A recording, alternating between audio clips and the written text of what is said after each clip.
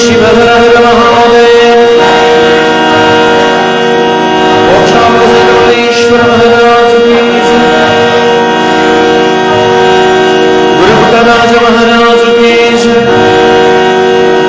गुरुकुमारेश्वर महाराज की जय। सब जैन पार्वती शिव हर महादेव महादेव।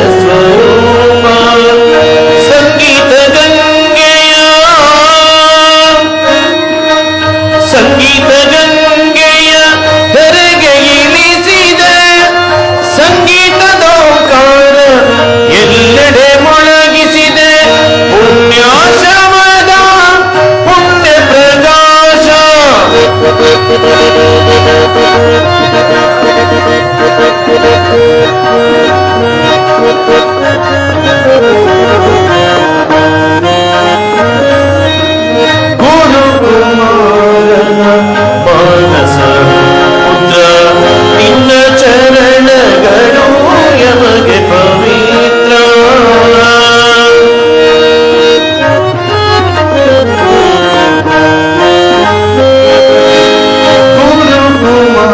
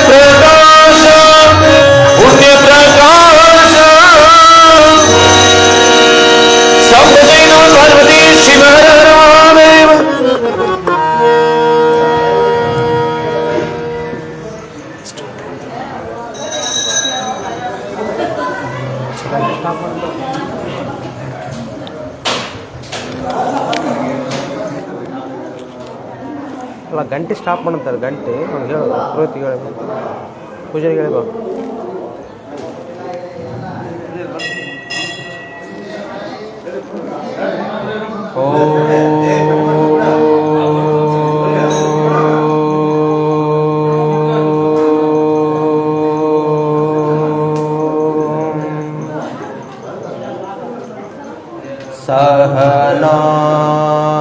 सहनावतु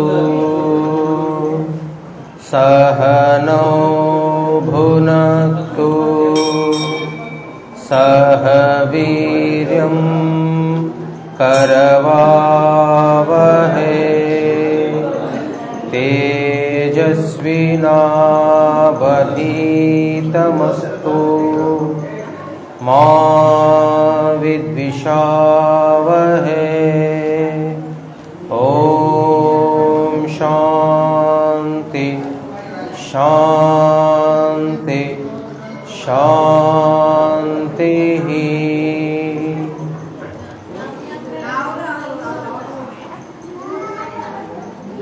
यद्भास भासते विश्वं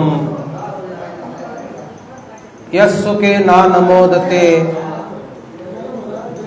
नमः तस्मै गुणातीत ಶಿವಾಯ ಬ್ರಹ್ಮಣೇ ನಮಃ. ಪ್ರಾತಸ್ಮರಣೀಯದಲ್ಲಿ ಎನ್ನ ಆರಾಧ್ಯ ಗುರುಗಳನ್ನು ಮನೋಮಂದಿರದಲ್ಲಿ ಸ್ಮರಿಸಿಕೊಂಡು ವೀರಶೈವ ಧರ್ಮ ಸ್ಥಾಪನಾಚಾರ್ಯರಾಗಿರುವ ಜಗದಾದಿ ಜಗದ್ಗುರು ಪಂಚಾಚಾರ್ಯರನ್ನ ಸ್ಮರಿಸಿಕೊಂಡು ಕ್ಷೇತ್ರನಾಥನಾದ ಮುದುಮಲ್ಲೇಶ್ವರರ ಮೂರ್ತಿಗೆ ಅಣೆಮಣೆದು ಅಂಧ ಅನಾಥರ ಬಾಳಿನ ಬೆಳಕಾಗಿರುವ ಗದುಗಿನ ಶ್ರೀ ಪುಟ್ಟರಾಜ ಗವಾಯಿಗಳನ್ನು ಸ್ಮರಿಸಿಕೊಳ್ಳುತ್ತಾ ನಿರಂತರವಾಗಿ ಸಾಗಿಕೊಂಡು ಬರತಕ್ಕಂತಹ ಮುದಿಮಲ್ಲೇಶ್ವರ ಪುರಾಣದಲ್ಲಿ ಉತ್ತಮ ರೀತಿಯ ಸಂಗೀತ ಸೇವೆಯನ್ನು ಸಮರ್ಪಣೆ ಮಾಡತಕ್ಕಂತಹ ಆತ್ಮೀಯರಾದ ಶ್ರೀ ಶರಣಬಸವ ಗವಾಯಿಗಳವರೇ ಹಾಗೂ ಉತ್ತಮ ತಬಲಾವಾದಕರಾಗಿರ್ತಕ್ಕಂತಹ ಶ್ರೀ ಮಲ್ಲೇಶ್ವರವರೇ, ಈ ಒಂದು ಬೃಹತ್ ಪುಣ್ಯ ಕಾರ್ಯವನ್ನ ಅತ್ಯಂತ ಶ್ರದ್ಧಾ ಭಕ್ತಿಯಿಂದ ವ್ಯವಸ್ಥಿತವಾಗಿ ಕಾರ್ಯಕ್ರಮ ನಿರ್ಮಾಣ ಮಾಡಿರತಕ್ಕಂತಹ ಪುರಾಣ ಕಮಿಟಿಯ ಅಧ್ಯಕ್ಷರೇ, ಪದಾಧಿಕಾರಿಗಳೇ ಹಾಗೂ ಮುದಿಮಲ್ಲೇಶ್ವರ ಚರಿತಾಮೃತವನ್ನ ಅತ್ಯಂತ ಶ್ರದ್ಧಾಭಕ್ತಿಯಿಂದ ಪ್ರತ್ಯಕ್ಷವಾಗಿ ಪರೋಕ್ಷವಾಗಿ ಆಲಿಸತಕ್ಕಂತಹ ಭಕ್ತ ಮಹಾಶಯರೇ, ಮಾತೆಯರೇ, ಮುದ್ದು ಮಕ್ಕಳೇ, ನಿಮಗೆಲ್ಲರಿಗೂ ಶರಣು ಶರಣಾರ್ಥಿಗಳು.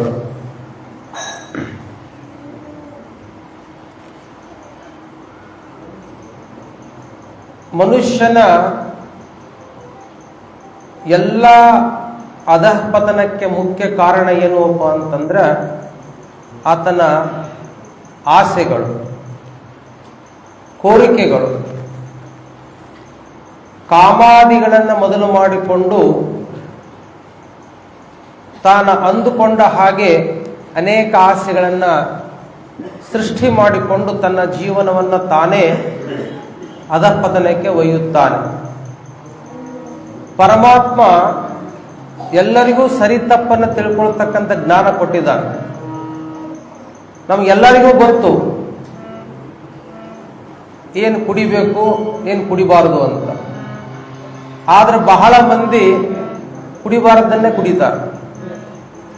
ನಮಗೆಲ್ಲರಿಗೂ ಗೊತ್ತು ಏನು ಮಾಡಬೇಕು, ಏನು ಮಾಡಬಾರದಂತ. ಆದ್ರೆ ನಾವು ಈ ವಾತಾವರಣವನ್ನಿರುವಾಗ ಬಹಳ ಶ್ರದ್ಧಾಭಕ್ತಿಯಿಂದ ಕಥೆಯನ್ನು ಕೇಳ್ತೀವಿ. ಪ್ರಸಾದ ಮುಗಿಸ್ಕೊಂಡು ಹೊರಗೆ ಹೋದ್ಮೇಲೆ ಮುಗೀತು, ನಾವು ನಾವಾಗಿರಂಗಿಲ್ಲ. ಅದಕ್ಕೆ ಮಹಾಭಾರತದಲ್ಲಿ ದುರ್ಯೋಧನ ಶ್ರೀಕೃಷ್ಣ ಪರಮಾತ್ಮ ಒಂದು ಮಾತು ಹೇಳಿದಂತೆ, ನೋಡು ಶ್ರೀಕೃಷ್ಣ ಪರಮಾತ್ಮ, ನೀ ಹೇಳ್ತಕ್ಕಂಥ ಎಲ್ಲ ವಿಚಾರ ನನಗೆ ಗೊತ್ತದ. ಜಾನಾಮಿ ಧರ್ಮ ಏವ ಯುಕ್ತಾಹ ಜಾನಾಮಿ ಧರ್ಮ ಏವ ತ್ಯಕ್ತಾಹ. ಅಂದ್ರೆ ಭೂಮಿ ಕೊಡಬೇಕಂತನೂ ಗೊತ್ತು, ಧರ್ಮ ಯಾವುದಂತನೂ ಗೊತ್ತು, ಅಧರ್ಮ ಯಾವುದಂತನೂ ಗೊತ್ತು. ನನ್ನಿಂದ ಪರಿಪಾಲನೆ ಮಾಡ್ಲಿಕ್ಕೆ ಆಗ್ತಾ ಇಲ್ಲ. ಹಾಗೆ ತ್ರೇತಾಯುಗದಲ್ಲಿ ದ್ವಾಪರ ವಿಚಾರ ಮಾಡಿ ನೋಡಿದರೆ ಬಹಳಷ್ಟು ಮಂದಿಗೆ ಎಲ್ಲ ತಿಳಿದು ತಪ್ಪು ಯಾಕೆ ಮಾಡ್ತಾರಂದ್ರ ಮಾಯ ಆವರಿಸಿಕೊಂಡಿರ್ತವ. ರಾಮಾಯಣದಲ್ಲಿ ಸೀತಾಮಾತೆ ಪಕ್ಕದಲ್ಲಿ ರಾಮ ಕುಂತಿದ್ದ. ರಾಮ ಎಲ್ಲವನ್ನೂ ಗೊತ್ತಿದ್ದ. ಸೀತೆಗೆ ಹೇಳಿದ ಏನು ಅಂದ್ರೆ ಅದನ್ನು ಕೇಳಬೇಡ, ಬಂಗಾರದ ಜಿಂಕೆ ಅಲ್ಲ ಅದು, ಬಂಗಾರದ ಜಿಂಕೆ ಇರ್ಲಿಕ್ಕೆ ಸಾಧ್ಯ ಇಲ್ಲ, ನನ್ನ ಮಾತು ಕೇಳು, ನನ್ನ ಮಾತು ಕೇಳಂತ ರಾಮ ಹೇಳಿದ. ಆದ್ರೆ ಸೀತಾ ಮಾತ ಕೇಳಿಲ್ಲ, ಆ ಜಿಂಕೆ ಬೇಕು ಅಂತ ತರ್ಲಿಕ್ಕೆ ರಾಮ ಹೋದ. ಪತಿಯ ಮಾತನ್ನ ಧಿಕ್ಕರಿಸಿದಳು. ಆಮೇಲೆ ಮುಂದೇನಾಯ್ತಪ್ಪ ಅಂದ್ರ ಲಕ್ಷ್ಮಣ ಕಾದ, ರಾಮ ಬರಲೇ ಇಲ್ಲ. ಲಕ್ಷ್ಮಣಿಗೆ ಗೊತ್ತಿತ್ತು ಯಾರೋ ಇದು ಮಾಯಾ ಜಿಂಕೆಯನ್ನು ಸೃಷ್ಟಿ ಮಾಡಿದಾರ, ರಾಮ ಸಿಗದಂಗಾಗಿ ಹೋಗಿಬಿಟ್ಟಾನ, ಮತ್ತ ಸೀತೆಯನ್ನು ಅಪಹರಣ ಮಾಡ್ಕೋತಾನ ಅನ್ನೋದು ವಿಚಾರ ಗೊತ್ತಿದ್ದು ಹೇಳಿದ. ಏನಂತ, ನೋಡಮ್ಮ ತಾಯಿ, ನಾನು ಲಕ್ಷ್ಮಣ ರೇಖೆ ಗೀಟ ಹಾಕ್ತೀನಿ, ಇದನ್ನು ದಾಟಿ ಹೊರಗೆ ಬರಬೇಡ ಅಂತ ಹೇಳಿದ. ಆದರೂ ಗೀಟೆಯನ್ನ ದಾಟಿದಳು ಯಾರು? ಸೀತಾಮಾತ. ಹಾಗೆ ಎಲ್ಲವನ್ನು ವಿಚಾರ ಮಾಡಿದರೆ ಬಹಳಷ್ಟು ಮಂದಿ ದುರ್ಯೋಧನ ಮೊದಲುಕೊಂಡು ಸೀತಾ ಮೊದಲುಕೊಂಡು ಅನೇಕ ಜನರು ಈ ಕಟ್ಟಪ್ಪಣೆಯನ್ನ ಯಾಕೆ ದಾಟ್ತಾರ ಅಂತಂದ್ರೆ ಆ ಕ್ಷಣ ಅವ್ರಿಗೆ ಮಾಯ ಆವರಿಸ್ಕೊಂಡು ಬಿಟ್ಟಿರ್ತದೆ, ಅಜ್ಞಾನ ಆವರಿಸ್ಕೊಂಡು ಬಿಡ್ತದೆ. ಎಷ್ಟರ ಮಟ್ಟಿಗೆ ಅಜ್ಞಾನ ಅಂತಂದ್ರೆ ಸಿಗರೇಟ್ ಪ್ಯಾಕಿನ ಮೇಲೆ ಬರೆದಿರ್ತಾರೆ, ಗುಟ್ಕಾ ಚೀಟಿ ಮೇಲೆ ಬರೆದಿರ್ತಾರೆ, ಕ್ಯಾನ್ಸರ್ ಚಿತ್ರ ತೋರಿಸಿರ್ತಾರೆ, ಇದನ್ನು ಸೇದಬೇಡ್ರಪ್ಪ ಹಾಳಾಗೋತೀರ ಅಂತ ಹೇಳ್ತಾರ. ಆದ್ರೂ ಮನುಷ್ಯ ಮತ್ತೆ ಓದ್ತಾನೆ, ಮತ್ತೆ ಸೇರ್ತಾನೆ. ಯಾಕೆ ಇದಾಗತ್ತ ಅಂದ್ರೆ ಅದಕ್ಕೆ ಅಜ್ಞಾನ ಅಂತ ಕೇಳೋದು. ಮತ್ತ ಇದನ್ನು ಹೋಗಲಾಡಿಸ್ಲಿಕ್ಕೆ ಜಗತ್ತಿನಲ್ಲಿ ಎಲ್ಲಿಯೂ ಔಷಧ ಇಲ್ಲ, ಎಲ್ಲಿಯೂ ಔಷಧ ಇಲ್ಲ. ಅಣ್ಣ ತಮ್ಮರಿಗೆ ಗೊತ್ತಿರ್ತದ, ಒಂದೇ ಹೊಟ್ಟೆಗೆ ಬಂದಿವ ಅಂತ ಗೊತ್ತು, ಭೂಮಿಗೆ ಬಡ ಬಡ ಅಂತ ಗೊತ್ತು, ಆದ್ರೂ ಮತ್ತೆ ಕೋರ್ಟ್ ಕೇಸ್ ಹಾಕ್ತಾರೆ. ಯಾಕೆ ಇದು ಅಂತಂದ್ರೆ ಅದಕ್ಕೆ ತುಳಸಿ ರಾಮದಾಸ್ ಹೇಳ್ತಾನ, ಇದಕ್ಕ ನಮ್ಮ ಮನಸ್ಸು ಅಜ್ಞಾನದಲ್ಲಿ ಬೀಳಬಾರದಪ್ಪ ಅಂತಂದ್ರೆ ಅದಕ್ಕೆ ಒಂದೇ ಒಂದು ದಿವ್ಯೌಷಧ ಏನಪ್ಪ ಅಂದ್ರೆ ನಾಮಸ್ಮರಣೆ ಮಾಡಬೇಕು. ಅದು ಮುದಿಮಲ್ಲೇಶ್ವರ ನಾಮಸ್ಮರಣೆ ಮಾಡ್ರಿ, ಶಿವನಾಮಸ್ಮರಣೆ ಮಾಡ್ರಿ, ರಾಮನಾಮ ಜಪವನ್ನ ಮಾಡ್ರಿ, ಹನುಮಂತನ ಯಾವುದೇ ಇರಲಿ. ಯಾವಾಗ ನಾಮಸ್ಮರಣೆ ಮನುಷ್ಯ ಮಾಡ್ಲಿಕ್ಕೆ ಶುರು ಮಾಡ್ತಾನೋ, ನಾವು ಪ್ರತಿನಿತ್ಯ ಶಿವ ಸಾಂಬಜೇನೋ ಪಾರ್ವತಿ ಅಂತೀವಲ್ಲ, ಆ ಶಿವ ಅನ್ನೋ ಶಬ್ದವೇ ನಮ್ಮ ದೇಹದಲ್ಲಿ ಅನೇಕ ತರಂಗಗಳನ್ನು ಉಂಟು ಮಾಡುತ್ತಂತೆ. ಹೇಗೆ ಅಂತಂದ್ರೆ ತುಳಸಿ ರಾಮದಾಸರು ಒಂದು ಸುಂದರವಾದ ಕಥೆ ಬರೆದಾರೆ, ಶ್ರೀರಾಮ ಚರಿತೆ ಅಂತ ಹೇಳಿ. ಅದರಲ್ಲಿ ರಾವಣಾಸುರ ನಿಮಗೆಲ್ಲ ಗೊತ್ತದ, ಬಹಳ ದೊಡ್ಡ ಕಥೆ. ಸಮಯಕ್ಕೆ ಸ್ವಲ್ಪ ನಾನು ಎಷ್ಟು ಬೇಕಷ್ಟೇ ಹೇಳೋದು. ಏನು ಅಂತಂದ್ರೆ ರಾವಣಾಸುರ ಸೀತೆಯನ್ನ ಅಪಹರಿಸಿಕೊಂಡು ಬಂದ. ಎಲ್ಲ ಸಕಲ ವಿದ್ಯಾ ಕಲವಲವನಾಗಿದ್ದ ರಾವಣಾಸುರ ಬಹಳಷ್ಟು ತಪಶಕ್ತಿ ಪಡ್ಕೊಂಡಿದ್ದ. ಅವನ ಅಜ್ಞಾನವೂ ಏನೋ ಗೊತ್ತಿಲ್ಲ.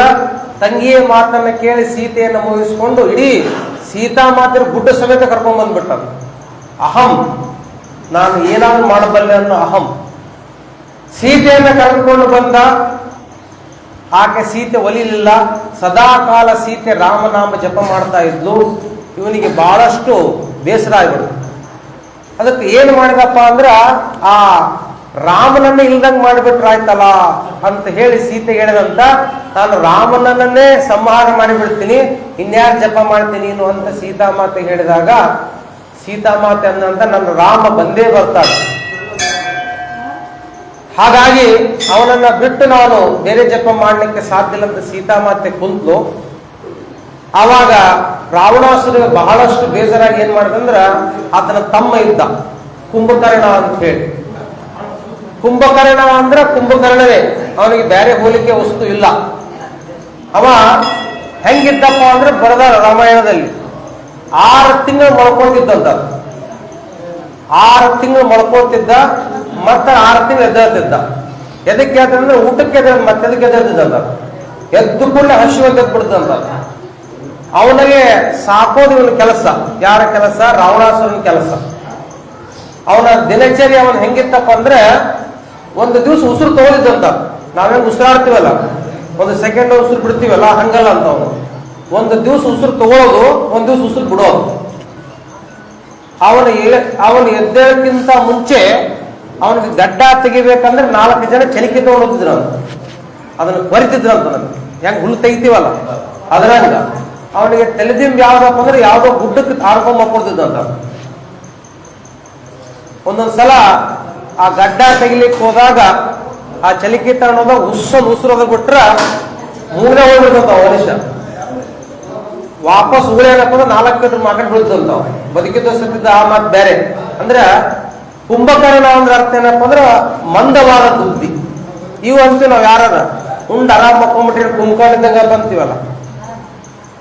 ಅವನ ಗೊರಕಿ ಶಬ್ದಕ್ಕ ಸುತ್ತಮುತ್ತ ಯಾರು ಬದುಕ್ತಿದ್ದಿಲ್ಲ. ಅಷ್ಟರ ಮಟ್ಟಿಗೆ ಅವನ ದಿನಚರಿ. ಅವಾಗ ಅವ ಅಂದಂತ, ರಾವಣಾಸುರ ಕುಂಭಕರ್ಣ ಎಬ್ಸಿದಂತ. ಅವನು ಎಬ್ಸೋದು ಸುಮ್ಮನೆ ಅಲ್ಲ, ಎಬ್ಸೋದು ಸುಮಾರು 1000 ನಗಾರಿಗಳನ್ನ 3 ದಿವಸ ಬಡಿಬೇಕಂತ. ಅವ ಎದ್ದ, ಬಹಳ ವಿನಯ ಪುರುಷ ಕುಂಭಕರ್ಣ. ಎದ್ದು ಬರಬೇಕಪ್ಪ ಅಂತಂದ್ರೆ 3 ಅಂತಸ್ತಿನ ಮೇಲೆ ರಾವಣ ನಿಂತಿದ್ದ. 3 ಅಂತಸ್ತಿನ ಕೆಳಗೆ ನಿಂತರೆ ಅವಾಗ ಅವನ ಕುತ್ತಿಗೆ ಸಮ ಬರ್ತದಂತ. ಹಾ, ನಮಸ್ಕಾರ ಅಣ್ಣ, ನೀನು ನನಗೆ ತಂದೆಗೆ ಸಮಾನ. ನನ್ನನ್ನು ಎಬ್ಬಿಸಿದ ಕಾರಣ ಏನಪ್ಪ ಅಂತ ಕೇಳಿದಂತ. ಅವ ರಾವಣನಂತ, ಏನಿಲ್ಲ, ಬಹಳ ಅರ್ಜೆಂಟ್ ಯುದ್ಧ ಮಾಡ್ಬೇಕಾಗ್ಯದ, ನೀನು ಸಿದ್ಧನಾಗು ಅನ್ನೋದು. ಬಹಳ ಮಾತಾಡ್ತಿದ್ದಿಲ್ಲ ಕುಂಭಕರ್ಣ, ಕಡಿಮೆ ಮಾತಾಡ್ತಿದ್ದ. ಆಯ್ತು, ನಮಸ್ಕಾರ ಅಣ್ಣ, ನಿನ್ನ ತಂದೆಗೆ ಸಮಾನ, ಯಾರ ಜೊತೆ ಯುದ್ಧ ಅನ್ನೋದು. ಯಾರಂತ ಕೇಳಬೇಡ, ನಾನು ರಾಜಾಜ್ಞೆ ಹೇಳ್ತಿದ್ದೀನಿ, ರಾಮನ ಜೊತೆ ಯುದ್ಧ ಮಾಡಬೇಕು.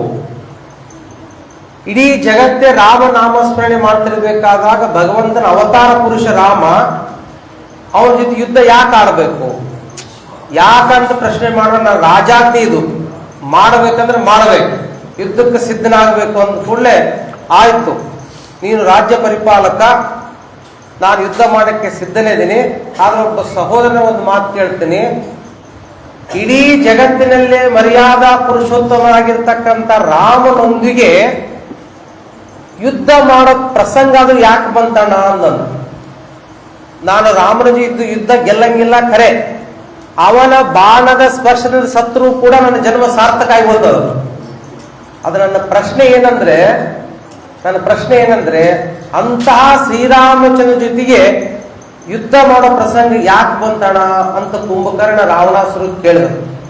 ಅವಾಗ ರಾವಣಾಸುರನಂತ, ಏನಿಲ್ಲ ತಮ್ಮ, ಆತನ ಹೆಂಡತಿನ ಕರ್ಕೊಂಡ್ಬಂದೆ, ನಾನು ವನದಲ್ಲಿ ಇಟ್ಟೀನಿ ಅಂದ್ರೆ. ಅವನಂತ, ಮಂದಿ ಹೆಂಡತಿ ಕರ್ಕೊಂಡ್ಬರ್ಬೇಕು ಅರಿವಿದ್ದಿಲ್ಲ ಅಂತ ಕೇಳಂತ. ಶ್ರೀರಾಮಚಂದ್ರ ಹೆಂಡತಿನ ಕರ್ಕೊಂಡ್ಬರೋದ ಜ್ಞಾನ ಇದ್ದಿಲ್ಲ ನನಗಂತ. ಅಲ್ಲ, ಏನ್ ಮಾಡ್ತಿ, ಕರ್ಕೊಂಡ್ ಬಂದೀನಿ ಖರೆ, ಈಗ ಅವನ ಜೊತೆ ಯುದ್ಧ ಮಾಡ್ಬೇಕು. ಯುದ್ಧ ಯಾಕ ಅಂದ. ಇಲ್ಲ, ಆಕೆ ಸದಾ ರಾಮ್ ರಾಮ್ ಅಂತಿರ್ತಾಳ, ಆ ರಾಮನ್ ಇಲ್ದಂಗ್ ಮಾಡ್ಬಿಟ್ರ ಆಯ್ತು. ಇವತ್ತಂತ ಕುಂಭಕರ್ಣ ಮೊನ್ನೆದ್ದು ಪರಸ್ತ್ರೀಯರು ಕರ್ಕೊಂಡ್ಬಂದು ಮೊನ್ನೆ ತಪ್ಪು. ಕರ್ಕೊಂಡ್ ಬಂದು 6 ತಿಂಗಳು ಇಟ್ಟಿ ಅಶೋಕವನದಾಗ. ಯಾಕೆ ಕರ್ಕೊಂಡ್ಬಂದಿ, ಏನ್ ಮಾಡ್ತಿ ಅಂದ. ಅವಾಗ ಕುಂಭಕರ್ಣ ರಾವಣಾಸುರನಂತ, ಇಲ್ಲ, ಆಕೆಯ ಸೌಂದರ್ಯವನ್ನ ಸೋತು ಮನಸೋತು ಕರ್ಕೊಂಡ್ ಬಂದೆ, ಆಕೆನ ಅನುಭವಿಸ್ಬೇಕಂತೇನೆ ಕರ್ಕೊಂಡ್ ಬಂದೀನಿ. ಆದ್ರೆ ಏನ್ ಮಾಡ್ತಿ, ಆ ಕೆತ್ರ ಹೋದ ಕೂಡಲೇ ಆಕಿ ಏನ್ ಹೇಳ್ಬಿಟ್ಟಾಳ, ರಾಮನ ಪಾದವನ್ನ ಹೊರತುಪಡಿಸಿ ರಾಮನ ಮುಖವನ್ನು ಬಿಟ್ಟು ಬೇರೆ ಮುಖ ನಾನು ನೋಡಂಗಿಲ್ಲ ಅಂತ ಹೇಳಿ ಭಯಭೀತರಾಗಿಬಿಡ್ತಾಳ. ಅದಕ್ಕೆ ನನ್ನ ಕೈಲಿ ಏನು ಅನುಭವಿಸಕ್ ಆಗಲ್ಲ. ಅವಾಗ ಕುಂಭಕರ್ಣನಂತ, ಎಂತ ಮಾತು ಹೇಳ್ತೇನೆ ನೀನು, ನಿನಗೆ ಗೊತ್ತಿಲ್ಲದೆ ಇರೋ ವಿದ್ಯೆ ಯಾವ್ದೈತಿ, ಬಹುರೂಪಿಣಿ ವಿದ್ಯೆ, ನೀನು ಬೇಕಾದ ರೂಪವನ್ನು ತಾಳಬಹುದು, ಅಂತ ತಪಶಕ್ತಿ ನಿನ್ನ ಹತ್ರ ಐತಿ. ರಾಮನಾಗಿ ಹೋಗು, ಆಕೆನ ಮುಟ್ಟು ಅಂದಂತ. ರಾವಣಾಸುರನಂತ, ತಮ್ಮ ನಾನು ನೀಕೆ ಶಾಣೆ ಇದೀನಿ, ನನಗೆಲ್ಲ ಗೊತ್ತದ, ನಾನು ಹಂಗ ವಿಚಾರ ಮಾಡಿ ಏನ್ ಮಾಡಿದಪ್ಪ ಅಂದ್ರೆ, ಒಂದ್ ದಿವ್ಸ ರಾಮನಾಗಿ ಹೋಗ್ಬೇಕಂತ ಹೇಳಿ ಶ್ರೀರಾಮನ ಜಪ ಮಾಡಿದೆ, ಓಂ ನಮಃ ಶಿವಾಯ ಅಂತಂದೆ. ತಪಶಕ್ತಿಯಿಂದ, ಶಿವನಾಮ ಸ್ಮರಣೆಯಿಂದ ನನಗೆ ರಾಮನ ರೂಪವೇ ತಾಳಿತ್ತು. ಶ್ರೀರಾಮಚಂದ್ರನಾಗಿ ಹೋದೆ, ಸೀತೆಯನ್ನು ಅನುಭವಿಸ್ಬೇಕಂತ ಹೇಳಿ ಯಾವಾಗ ರಾಮನಾಗ್ತೀನಿ ಸೀತೆ ಮಾತೆ ಕಣ್ಣಗಾಲ ಕತ್ಬಿಟ್ಲಂತ. ನಾನು ಯಾವಾಗ ರಾಮನಾಗ್ತೀನಿ ಅಲ್ಲಿ ಕಾಮ ಉತ್ಪತ್ತಿ ಆಗ್ಲಿಲ್ಲ, ಮತ್ತು ಯಾವಾಗ ರಾವಣಾಗ್ತೀನಿ ಅವಾಗ ಕಾಮ ಉತ್ಪತ್ತಿ ಶುರುವಾಯಿತು. ಹಿಂಗ 6 ತಿಂಗಳು ಇದೇ ಕೆಲಸ ನಡೆದದ. ಅದಕ್ಕ ತುಳಸಿರಾಮ್ ಬರಿತಾನ, ಯಹ ರಾಮ ಹೇ ವಹ ಕಾಮ ನಹಿ ಹೇ, ಯಹ ಕಾಮ ಹೇ ವಹ ರಾಮ ನಹಿ ಹೇ ಅಂತ. ಅದಕ್ಕೆ ಮನುಷ್ಯ ಏನಾದ್ರೂ ಆಸೆ ಆಕಾಂಕ್ಷೆಯಿಂದ ಗೆಲ್ಲಬೇಕಪ್ಪ ಅಂದ್ರೆ ನಾಮಸ್ಮರಣೆಯಿಂದ ಗೆಲ್ಲಲಿಕ್ಕೆ ಸಾಧ್ಯವೇ ಹೊರತು ಅದಕ್ಕೆ ಬೇರೆ ಔಷಧ ಇಲ್ಲ. ಯಾರೂ ಕೂಡ ತಮ್ಮ ತಮ್ಮ ಬುದ್ಧಿಯನ್ನ, ತಮ್ಮ ತಮ್ಮ ಅಜ್ಞಾನವನ್ನ ಗೆಲ್ಲಬೇಕಂದ್ರೆ ಯಾವ ಪುಸ್ತಕದಲ್ಲೂ ಕೂಡ ನೀವು ಪರಿಹಾರ ಸಿಗ್ಲಿಕ್ಕೆ ಸಾಧ್ಯ ಇಲ್ಲ. ಅದೇ ಓಂ ನಮಃ ಶಿವಾಯ ಪಂಚಾಕ್ಷರಿ ಮಂತ್ರ ಅನ್ನಬೇಕು, ಶಿವನಾಮ ಸ್ಮರಣೆ ಮಾಡಬೇಕು, ಇಷ್ಟ ದೇವರ ಆರಾಧನೆ ಮಾಡಿದಾಗ ಮಾತ್ರ ನಮ್ಮ ಅಜ್ಞಾನ ಮಾಯವಾಗ್ಲಿಕ್ಕೆ ಸಾಧ್ಯ ಅಂತ ಹೇಳಿ ಆ ತುಳಸಿರಾಮ ಬರೀತಾ ಇದ್ದಾರೆ. ಒಟ್ಟಾರೆ ಉದ್ದೇಶ ಏನಪ್ಪಾ ಅಂತಂದ್ರೆ ಯಾವಾಗಲೂ ನಮ್ಮ ಆಸೆಗಳನ್ನ, ನಮ್ಮ ಮನಸ್ಸನ್ನ ಅದಿಮಿಡಬೇಕಪ್ಪ ಅಂತಂದ್ರೆ ನಾಮಸ್ಮರಣೆಯನ್ನ ಮಾಡಿದಾಗ ಮಾತ್ರ ಸಾಧ್ಯ ಅಂತಕ್ಕಂಥ ಮಾತನ್ನ ಹೇಳ್ತಾ, ಇದೀಗ ಗವಾಯಿಗಳ ಪ್ರಾರ್ಥನೆ ಇರಂತ ನಾವೆಲ್ಲರೂ ಕೂಡ ಪುರಾಣವನ್ನ ಹೇಳೋಣ. ಸಾಂಬದೇನವ ಪಾರ್ವತಿ ಪತಿಯರ ಜೋರಾಗಿ ಹೇಳೋದು ನಾಮಸ್ಮರಣೆಯನ್ನ. ಮದಿವಲ್ಲೇಶ್ವರ ಮಹಾರಾಜ್ ಕಿ, ಪಂಚಾಚಾರ್ಯ ಮಹಾರಾಜ್ ಕಿ, ಶಿವ ಸಾಂಬದೇನವ ಪಾರ್ವತಿ ಪತಿಯರ ಮಹಾರೇ.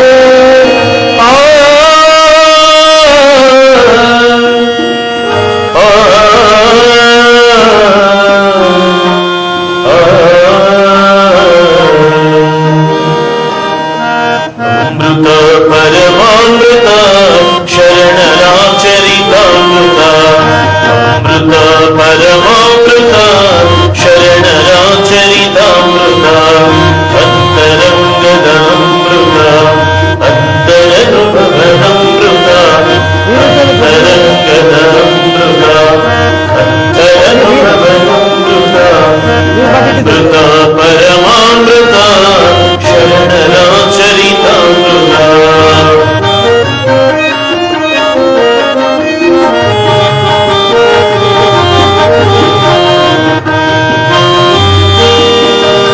ನೀತಿ ಪ್ರೀತಿ ಭಾವಭಕ್ತಿ ಸುರಿಸುವ ಕರುಣಾಮೃತ, ನ್ಯಾಯ ನಿಷ್ಠೆ ಸೌಮ್ಯದಾಯಕ ಕಲಿಸುವ ಶಿವಾಮೃತ, ಅಮೃತ ಪರಮಾಮೃತ ಶರಣರಾಚರಿತಾಮೃತ.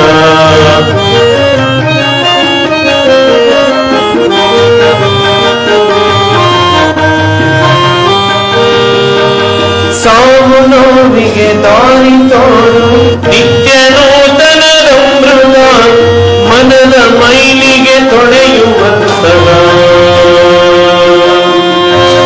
ಮನದ ಮೈಲಿಗೆ ಕಳೆಯುವಂತದ ಮಂಗಲದ ಮನಮೃತ, ಅಮೃತ ಪರಮಾಮೃತ ಶರಣರಾಚರಿತಾಮೃತ.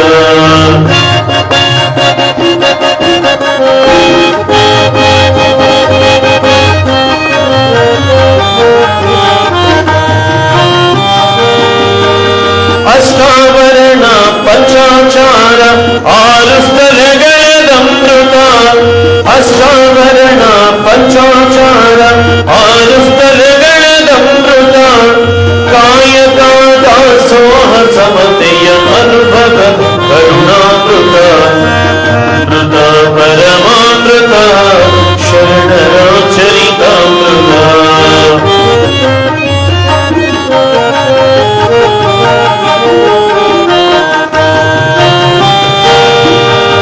ಭಕ್ತಿಯೇ ಭಕ್ತ್ಯಾಮೃತ, ಜ್ಞಾನವೇ ಜ್ಞಾನಾಮೃತ, ಭಕ್ತಿಯೇ ಭಕ್ತ್ಯಾಮೃತ, ಜ್ಞಾನವೇ ಜ್ಞಾನಾಮೃತ, ಭಕ್ತಿ ಜ್ಞಾನ ತ್ಯಾಗ ಬೆರೆತ ಶರಣರಾಚರಿತಾಮೃತ, ಅಮೃತ ಪರಮಾಮೃತ ಶರಣರಾಚರಿತಾಮೃತ, ಶರಣರಾಚರಿತಾಮೃತ, ಶರಣರಾಚರಿತಾಮೃತ.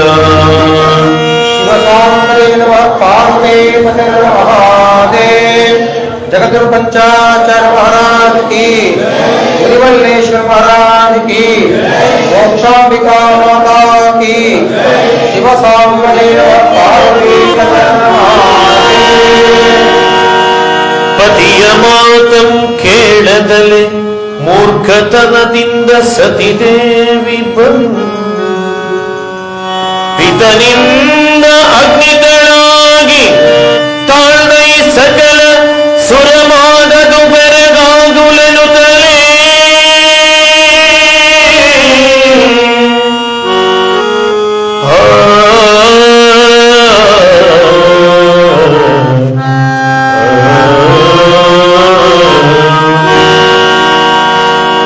ಹರಿಯ ಹರನ ಕೇಳುದೈ ಮೇಲ್ಗತೆಯ ನರ ಪುರುಷವನು ಪುರಹರನ ಕೊಡು ವೈರಂ ನರಹಿ ದಕ್ಷತಾ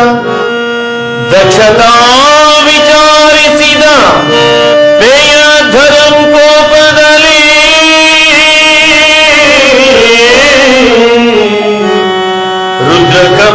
ರುದ್ರಕಮವಾಗುವಂತೆ ಬೃಹಸ್ಪತಿ ನಾಮಕನ ಮುಖವ ಮಾಡ್ಮೆನೆಂದು ದುರವರ್ಣಿಸುತ್ತಲೇ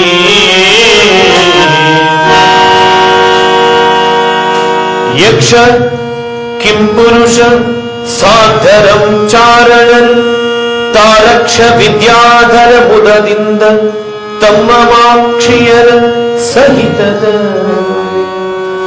ವಿಮಾನಗಳ ನೇರಿ ವಿಮಲಾಂಬರನ ವಿಭೂಷಣರಾಗಿ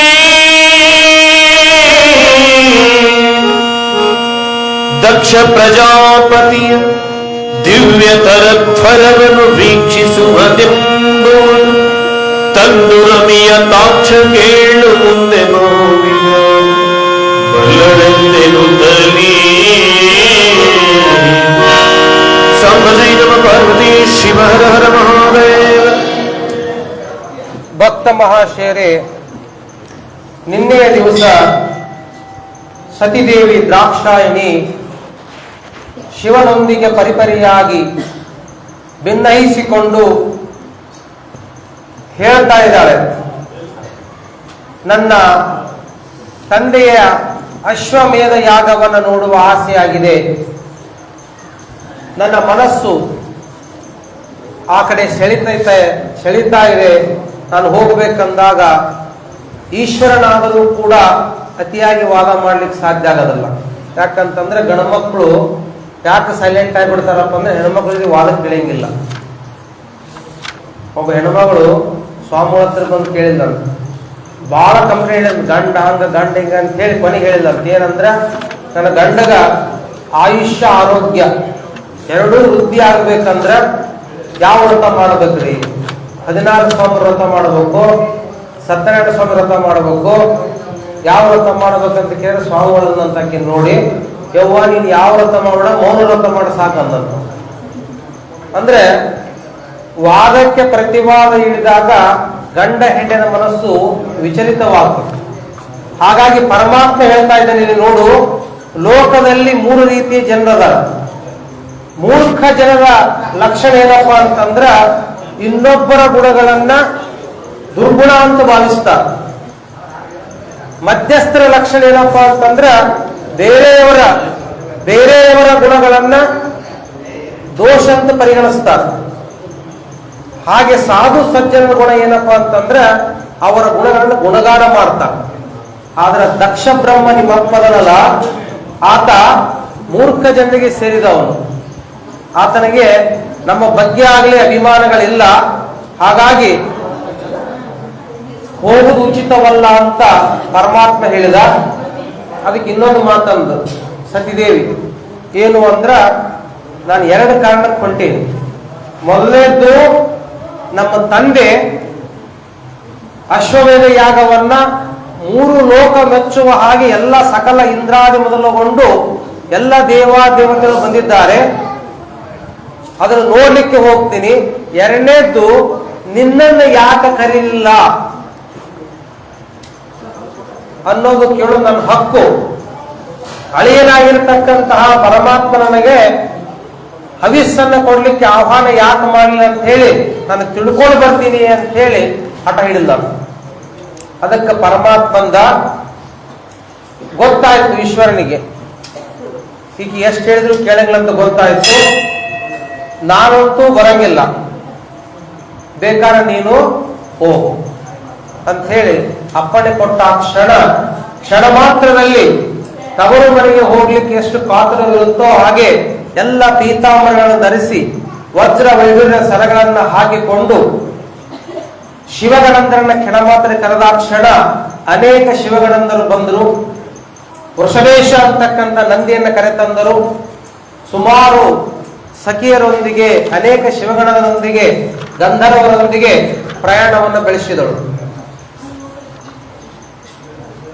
3 ಲೋಕವನ್ನು ಒಳಗಾಡುವ ರೀತಿ ಅಶ್ವಮೇಧ ಯಾಗವನ್ನು ಸಿದ್ಧಗೊಳಿಸಿದ್ದ ದಕ್ಷ ಬ್ರಹ್ಮ.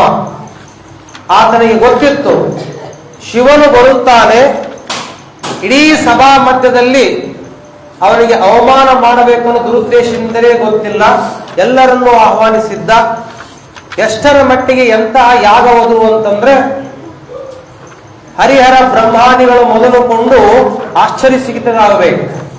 ಕಿಂಪುರುಷರು ಗಣಾಧರರು ಸುಮಾರು 1,000 ಹೋಮದ ಕಣ್ಣನ್ನು ನಿರ್ಮಾಣ ಮಾಡಿದ್ದಂತೆ. ಅರ್ಥ ಆಗಂಗೆ ಹೇಳ್ಬೇಕಂದ್ರೆ ಮೊದಲನೇ ಹೋಮದ ಕೊಂಡನ್ನು ಹಿಡ್ಕೊಂಡು ಕೊನೆಯ ಹೋಮದ ಕಣ್ಣು ಹೋಗ್ಬೇಕಂದ್ರೆ 7 ದಿವಸ ಪ್ರಯಾಣ ಮಾಡಬೇಕಾಗಿತ್ತು. ಅಂದ್ರೆ ವಿಚಾರ ಮಾಡ್ರಿ, 1,008 ಹೋಮದ ಕೊಂಡವನ್ನು ನಿರ್ಮಾಣ ಮಾಡಿ ಜಗತ್ತಿನ ಎಲ್ಲ ವೇದಗಳನ್ನು ನುಡಿತಕ್ಕಂಥ ಋತ್ವಿಜರನ್ನು ಕರೆಸಿ ಋಗ್ವೇದ, ಯಜುರ್ವೇದ, ಸಾಮವೇದ, ಅಥರ್ವಣ ವೇದ 4 ವೇದಗಳು 4 ದಿಕ್ಕಿಗೆ ಯಜ್ಞವನ್ನು ಮಾಡಬೇಕು. ಆ 4 ವೇದಗಳು ಸರಿಯಾಗಿ ಉಚ್ಚಾರ ಮಾಡ್ತದಿರಲ್ಲ ಪುರೋಹಿತರಂತ ಹೇಳಿ ನೋಡ್ಲಿಕ್ಕೆ ಸಾಕ್ಷಾತ್ ಬೃಹಸ್ಪತಿನೇ ಅಲ್ಲಿ ಇಳಿದು ಬಂದಿದ್ದಂತ. ಎಲ್ಲ ಋತ್ವಿಜರು ಯಜ್ಞವನ್ನ ಮಾಡಬೇಕಾದಾಗ ಯಜ್ಞದಲ್ಲಿ ಹವಿಸ್ಸು ತುಪ್ಪವನ್ನು ಹಾಕಿದ್ದು ಆ ಇಡೀ ತುಪ್ಪದ ವಾಸನೆ ದ್ರಾಕ್ಷಾಣಿಯ ನಾಸಿಕಕ್ಕೆ ತಾಗುತ್ತಿತ್ತದು. ಅಂತಹ ಸುಗಂಧ ಪರಿಮಳವಾಗಿರತಕ್ಕಂತಹ ಧೂಪ, ದೀಪಗಳು, ಶಂಖ, ಡಮರುಗ, ನಾದಗಳು ಎಲ್ಲರೂ ಸಾವಿರಾರು ಪುರೋಹಿತರು ತದೇಕ ಚಿತ್ತದಿಂದ ಏಕಕಾಲಕ್ಕೆ ಯಜ್ಞವನ್ನ ಮಾಡ್ತಾ ಇದ್ರೆ ನೋಡ್ಲಿಕ್ಕೆ 2 ಕಣ್ಣು ಸಾಲದು. ಹಾಗೆ ಯಜ್ಞವನ್ನ ಪ್ರಾರಂಭಿಸಿದಾಗ ಎಲ್ಲ ಋಷಿಮುನಿಗಳು ಕೂಡ ಆ ಯಜ್ಞದಲ್ಲಿ ಪಾಲ್ಗೊಂಡಿದ್ದಾರೆ. ಬರುವ ಎಲ್ಲ ಋಷಿಮುನಿಗಳಿಗೂ ಕೂಡ ಆಸನ ಸಿದ್ಧವಾಗಿದೆ. ನಾವ್ ಹೆಂಗ VIP ಬಂದ್ಕೊಳ್ಳೆ ಚೇರ್ ಹೆಸರಾಕಿರ್ತೀವಲ್ಲ, ಹಂಗ ಈ ಋಷಿಮುನಿ ಕುಂದಿರಬೇಕು, ವಶಿಷ್ಠ ಋಷಿಮುನಿ ಕುಂದಿರಬೇಕು, ಭರ್ತ ಋಷಿಮುನಿ ಕುಂದಿರಬೇಕು, ಸಪ್ತ ಋಷಿಗಳು, ಧರ್ಮಪತ್ನಿಯರು, ಹಾಗೆ ಪ್ರತಿಯೊಬ್ಬರಿಗೂ ಆಸನ ಅಲಂಕರಿಸಿದ್ದ ಬ್ರಹ್ಮ. ದಕ್ಷ ಬ್ರಹ್ಮ ಅಷ್ಟೊಂದು ದಕ್ಷತೆಯಿಂದ ಸಿದ್ಧಗೊಳಿಸಿರ್ತಕ್ಕಂಥ ಆ ಒಂದು ಅಶ್ವಮೇಧ ಯಾಗವನ್ನ, ಆ ಶಬ್ದವನ್ನ ಕೇಳುತ್ತಾ ಇದ್ರೆ ಇಡೀ ಪ್ರಕೃತಿವೇ ಅಲ್ಲೋಲ ಕಲ್ಲೋಲವಾಗುವ ರೀತಿಯಲ್ಲಿ ಆ ಢಮರುಗವನ ನಾದ ಕೇಳ್ತಾ ಇತ್ತಂತ. ಸತಿದೇವಿಗೆ ಅನಿಸ್ತಾ ಇತ್ತು, ಎಂತಹ ವೈಭೋಗ, ನಮ್ಮ ತಂದೆದು ಇಂಥ ಅಜರಾಮರವಾಗಿರ್ತಕ್ಕಂಥ ಕೆಲಸವನ್ನು ಮಾಡ್ತಾ ಇದ್ದಾನಂತ ಹೇಳಿ ಆಗ ತಾನೇ ಪುಷ್ಪಕ ವಿಮಾನದಿಂದ ವೃಷಭದೊಂದಿಗೆ ಕೆಳಗಿಳುತ್ತಾ ಇದ್ದಾಳೆ. ಸಂತೋಷಭರಿತವಾಗಿರ್ತಕ್ಕಂಥ ದ್ರಾಕ್ಷಾಯಣಿ ಸತಿದೇವಿಯನ್ನು ಕಂಡು ಅಲ್ಲಿರ್ತಕ್ಕಂತಹ ಎಲ್ಲಗಳ ಕ್ಷಣಮ ಎದ್ದು ನಿಂತರಂತ. ಸಾಕ್ಷಾತ್ ಶಿವನ ಅರ್ಧಾಂಗಿಯಾಗಿರ್ತಕ್ಕಂತಹ ಸತಿದೇವಿ ದ್ರಾಕ್ಷಾಯಣಿ ಮಾತೆ ಬರ್ತಾ ಇದ್ದಾಳೆ ಅಂದ ತಕ್ಷಣ ಅಲ್ಲಿರ್ತಕ್ಕಂಥ ಎಲ್ಲ ಪ್ರಕೃತಿಯ ಜಿಂಕೆಗಳು, ಅಲ್ಲಿರ್ತಕ್ಕಂಥ ಪಕ್ಷಿಗಳೆಲ್ಲವೂ ಕೂಡ ಸ್ವಾಗತ ಬಯಸಿದುವಂತ. ಎಷ್ಟೋ ದೂರವಿತ್ತು. ಎಲ್ಲ ಸಖಿಯರು ಅಲ್ಲಿರ್ತಕ್ಕಂಥ ಶಿವಗಣದ ಋಷಿಮುನಿಗಳು ವೇದ ಘೋಷದೊಂದಿಗೆ ಆಕೆಗೆ ಪುಷ್ಪವನ್ನು ಧಾರೆ ಇರಿತಿರಬೇಕಾದಾಗ ದ್ರಾಕ್ಷಾಯಣಿಯ ಕಣ್ಣುಗಳು ಸುತ್ತ ನೋಡ್ತಾ ಇದ್ದುವಂತ. ಏನ್ ನೋಡ್ತಾ ಇದ್ದು ಅಂತಂದ್ರೆ, ದಕ್ಷ ಬ್ರಹ್ಮ ಎಲ್ಲರಿಗೂ ಆಸನವನ್ನು ಹಾಕ್ಯಾನ, ಎಲ್ಲರಿಗೂ ಋಷಿಮುನಿಗಳಿಗೆ ಕೂಡ್ಲಿಕ್ಕೆ ಆಸನವನ್ನು ಹಾಕ್ಯಾನ. ಆದ್ರೆ ನನ್ನ ಗಂಡನಿಗೆ ಎಲ್ಲೂ ಆಸನ ಹಾಕಿಲ್ಲಲ್ಲ ಅಂತ ಮನುಷ್ಯನಾಗ ಚಿಂತೆ ಆಯ್ತು. ಎಂತಹ ತಂದೆಯಾದ್ರೇನು, ನಾನು ಮಗಳು ಕರಿದೇ ಇದ್ರೂ ಬಂದಿದ್ದೀನಿ, ಆದ್ರೆ ನನ್ನ ಗಂಡನಿಗೆ ಒಂದು ಆಸನ ಇಲ್ಲಲ್ಲ ಅಂತ ಹೇಳಿ ಅಷ್ಟೊಂದು ವೈಭವೋಪೇತವಾಗಿ ನಡೀತಕ್ಕಂಥ ಧರ್ಮದ ಯಜ್ಞ ಅಶ್ವಮೇಧ ಯಾಗ ಇವಳ ಕಣ್ಣಿಗೆ ಚ್ಯುತಿಯಾಗಿ ಕಾಣ್ಲಿಕ್ಕೆ ಶುರು ಮಾಡಿತಂತ. ಆದರೂ ಸಹಿಸಿಕೊಂಡು, ಯಾಕಂತಂದ್ರ ಇದು ನನ್ನ ತಂದೆಯ ಯಜ್ಞ ಯಾಗ ಅಂತ ಹೇಳಿ ಅತ್ಯಂತ ವಿಚಲಿತವಾದ ಮನಸ್ಸಿನಿದ್ದಾಗ್ಯೂ ಕೂಡ ತಂದೆಯನ್ನ ಮಾತಾಡಿಸಕ್ಕೆ ಹೋಗ್ತಾಳ. ಅಪ್ಪ, ಅಪ್ಪ ಅಂದಾಗ ಮದಾಂಧನಾಗಿರ್ತಕ್ಕಂಥ ದಕ್ಷ ಒಂದು ಕ್ಷಣ ಹಿಂದೆ ಸರಿತಾನ. ಛ ಸರಿಯಾದ ಅಂದಾಕ್ಷಣ ದ್ರಾಕ್ಷಾಣಿಯ ಕಣ್ತುಂಬ ನೀರು ಬರ್ತಾ ಇದ್ದ. ಕಾರಣ ಏನು ಅಂತಂದ್ರೆ ಆ ದ್ರಾಕ್ಷಾಯಿಣಿಯಲ್ಲಿ ಕಣ್ತುಂಬ ನೀರು ಬರ್ಲಿಕ್ಕೆ ಮುಖ್ಯ ಕಾರಣ ಏನಂತಂದ್ರೆ ನನ್ನ ತಂದೆ ನನ್ನನ್ನು ದೂರ ಸರಿಸ್ತಾ ಇದ್ದಾನಲ್ಲ ಅಂತ ಹೇಳಿ ಕೇಳಿದ್ದು. ಅಪ್ಪ ನಾನು ಯಾಕೆ ನಿನ್ ಮಾತಾಡ್ತಿದ್ದೀನಿ ಅಂದ್ರೆ ಇಷ್ಟೆಲ್ಲ ಯಜ್ಞ ಮಾಡಕತ್ತಿಯಲ್ಲಪ್ಪ, ನನ್ನ ಗಂಡಗ ನಾನು ಬಂದು ಎಲ್ಲಿ ಕುಂದ್ರಲಿ ಇಲ್ಲಿ ಯಜ್ಞಾಗ ಅಂತ ಮತ್ತೊಂದು ಬಾರಿ ಪ್ರೀತಿಯಿಂದ ಮಾತಾಡ್ಲಿಕ್ಕೆ ಶುರು ಮಾಡಿದ್ದು. ಆದ್ರೆ ದಕ್ಷ ಬ್ರಹ್ಮನಿಗೆ ಮನಸ್ಸು ಕರಗಲಿಲ್ಲ. ಎಂಥ ಕಠೋರವಾಗಿದ್ದ ಅಂತಂದ್ರೆ ದ್ರಾಕ್ಷಾಣಿಗೆ ಮಾತಾಡ್ತಾ ಇದ್ದಾನೆ. ಛೆ ನಿಮ್ಮಂತವ್ರು ಬರ್ಲಿಕ್ಕೆ ಯೋಗ್ಯವಾಗಿರ್ತಕ್ಕಂಥದ್ದಲ್ಲ. ಭಿಕ್ಷುಕ ನಿನ್ನ ಗಂಡ, ಸುಡುಗಾಡ ವಾಸಿನ ಗಂಡ, ಸತ್ತ ಹೆಣಗಳ ರುಂಡಗಳನ್ನು ಚೆಂಡಾಡಿರ್ತಕ್ಕಂಥವನ್ನ ಮೈ ಮೇಲೆ ಹಾಕಿಕೊಂಡು ಕಪಾಲ ಭಿಕ್ಷೆಯನ್ನ ಎತ್ತದ ಎಂದು ನೀನು ನನ್ನ ಮಾತನ್ನ ಧಿಕ್ಕರಿಸಿ ಮದುವೆಯಾದಲ್ಲ, ಅವತ್ತೇ ನನ್ನ ಪಾಡಿ ಇಲ್ಲದಂಗಾದಿ ಅಂದಾಕ್ಷಣ ದ್ರಾಕ್ಷಾಯಣಿಯ ಮನಸ್ಸು ಕಣ್ತುಂಬ ನೀರು ತುಂಬಿಕೊಂಡು ವಜ್ರ ಬಡಿಗಳು ಚಕಚಕವಾಗಿ ಕೆಳಗೆ ಅಪ್ಪಳಿಸಿ ಬೀಳ್ತಾ ಇದ್ದಾವೆ. ಮಧುರಾಂಧವಾಗಿದ್ದ ಮೃದುವಾದ ಕಿವಿಯನ್ನ ಕಣ್ಣು ಮುಚ್ಚಿ ಕೇಳ್ತಾ ಇದ್ದಾಳೆ. ಅಪ್ಪ ಇನ್ನೊಂದ್ಸಲ ಹೇಳ್ತಾ ಇದೀನಿ, ಆ ಮಾತಾಡಬೇಡ.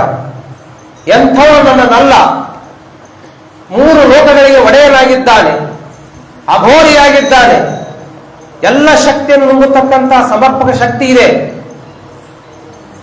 ಸಮುದ್ರ ಮಂಥನವನ್ನು ಮಾಡಿದಾಗ ಹಾಲಹಲವ ವಿಷವನ್ನು ಕೊಟ್ಟಿರ್ತಕ್ಕಂಥ ನೀಲಕಂಠ. ಇಡೀ ಮೂಲೋಕದಲ್ಲಿಯೂ ಕೂಡ ಯಾರೂ ಕೂಡ ಶಿವನೊಳಗೆ ಅಪಸ್ತುತಿ ಮಾತನಾಡಬಾರದು. ಇರಲಿ, ನಿನಗೆ ಆತ ವಾದವಿದ್ದಾಗ್ಯೂ ಕೂಡ ಆ ಮಾತು ಆಡಬೇಡಪ್ಪ ಅಂತ ಹೇಳಿದಾಗ ದಕ್ಷ ಬ್ರಹ್ಮನ ಸೊಕ್ಕು ಮನಸ್ಸು ಕರಗಲೇ ಇಲ್ಲ. ಸಾಂಬಲೇವ ಪಾರ್ವತೀಪತಿ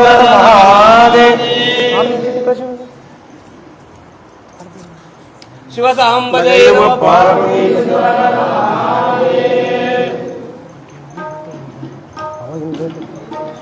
ಶಿವ ಸಾಂಬದೇವ ಪಾರ್ವತಿ